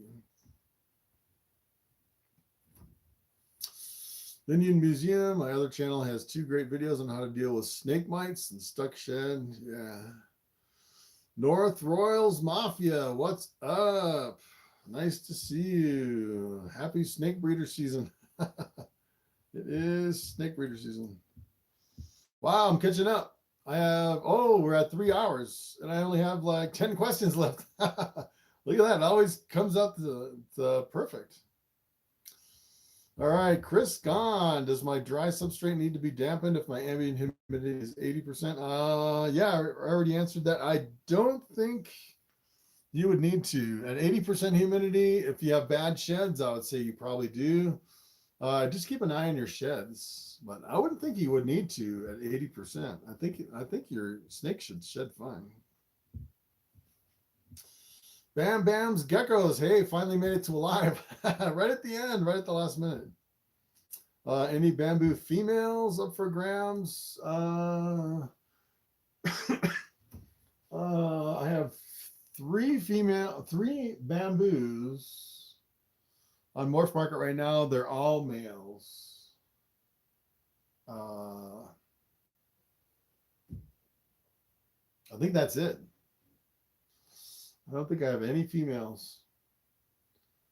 I got another one that's sold. I got another one here that's sold. That's a female. Waiting on a payment plan on that one. So, but I think that's pretty much it for bamboos. John Hanna, what's up? How do you sell your snakes? Morphmarket. Morphmarket is the best way. Especially your normals. So normals are kind of a hard sell, I'd say. The normals, well, I don't know. It seems like I get a lot more money on Morphmarket for normals. If you sell them at the shows, everyone's like trying to compete, trying to sell their normals for cheaper and cheaper and cheaper. I've seen normals go for like $20. And kind of the thing is if you go to I say normals sell the best at a reptile show, hands down, if you're selling normals. And I would say normally what you'll do is you go to a reptile show and you're selling snakes, everyone's selling snakes, and the last thing you want to do is try to compete with all the other tables around you, especially with normals, because they sell so fast.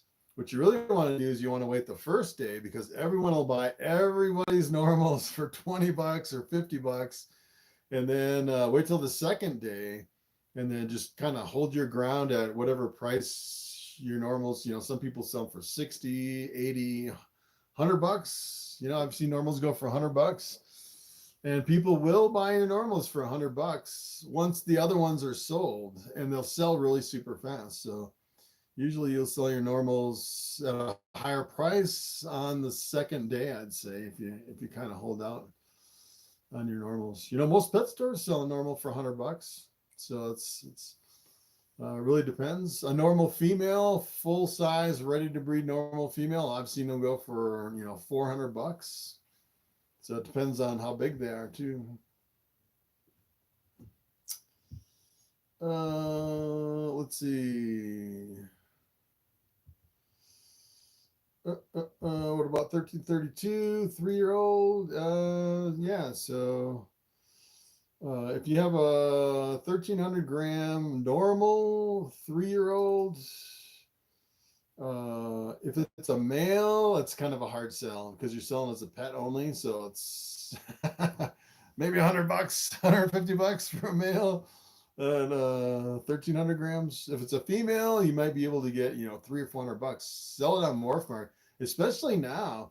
Everyone's looking for adult females, and even if you have a normal, selling it on a Morphmarket, you can get a pretty good price for them.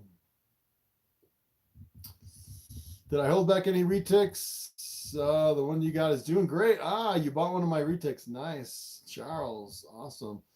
I'm holding back two. I picked out two reticks.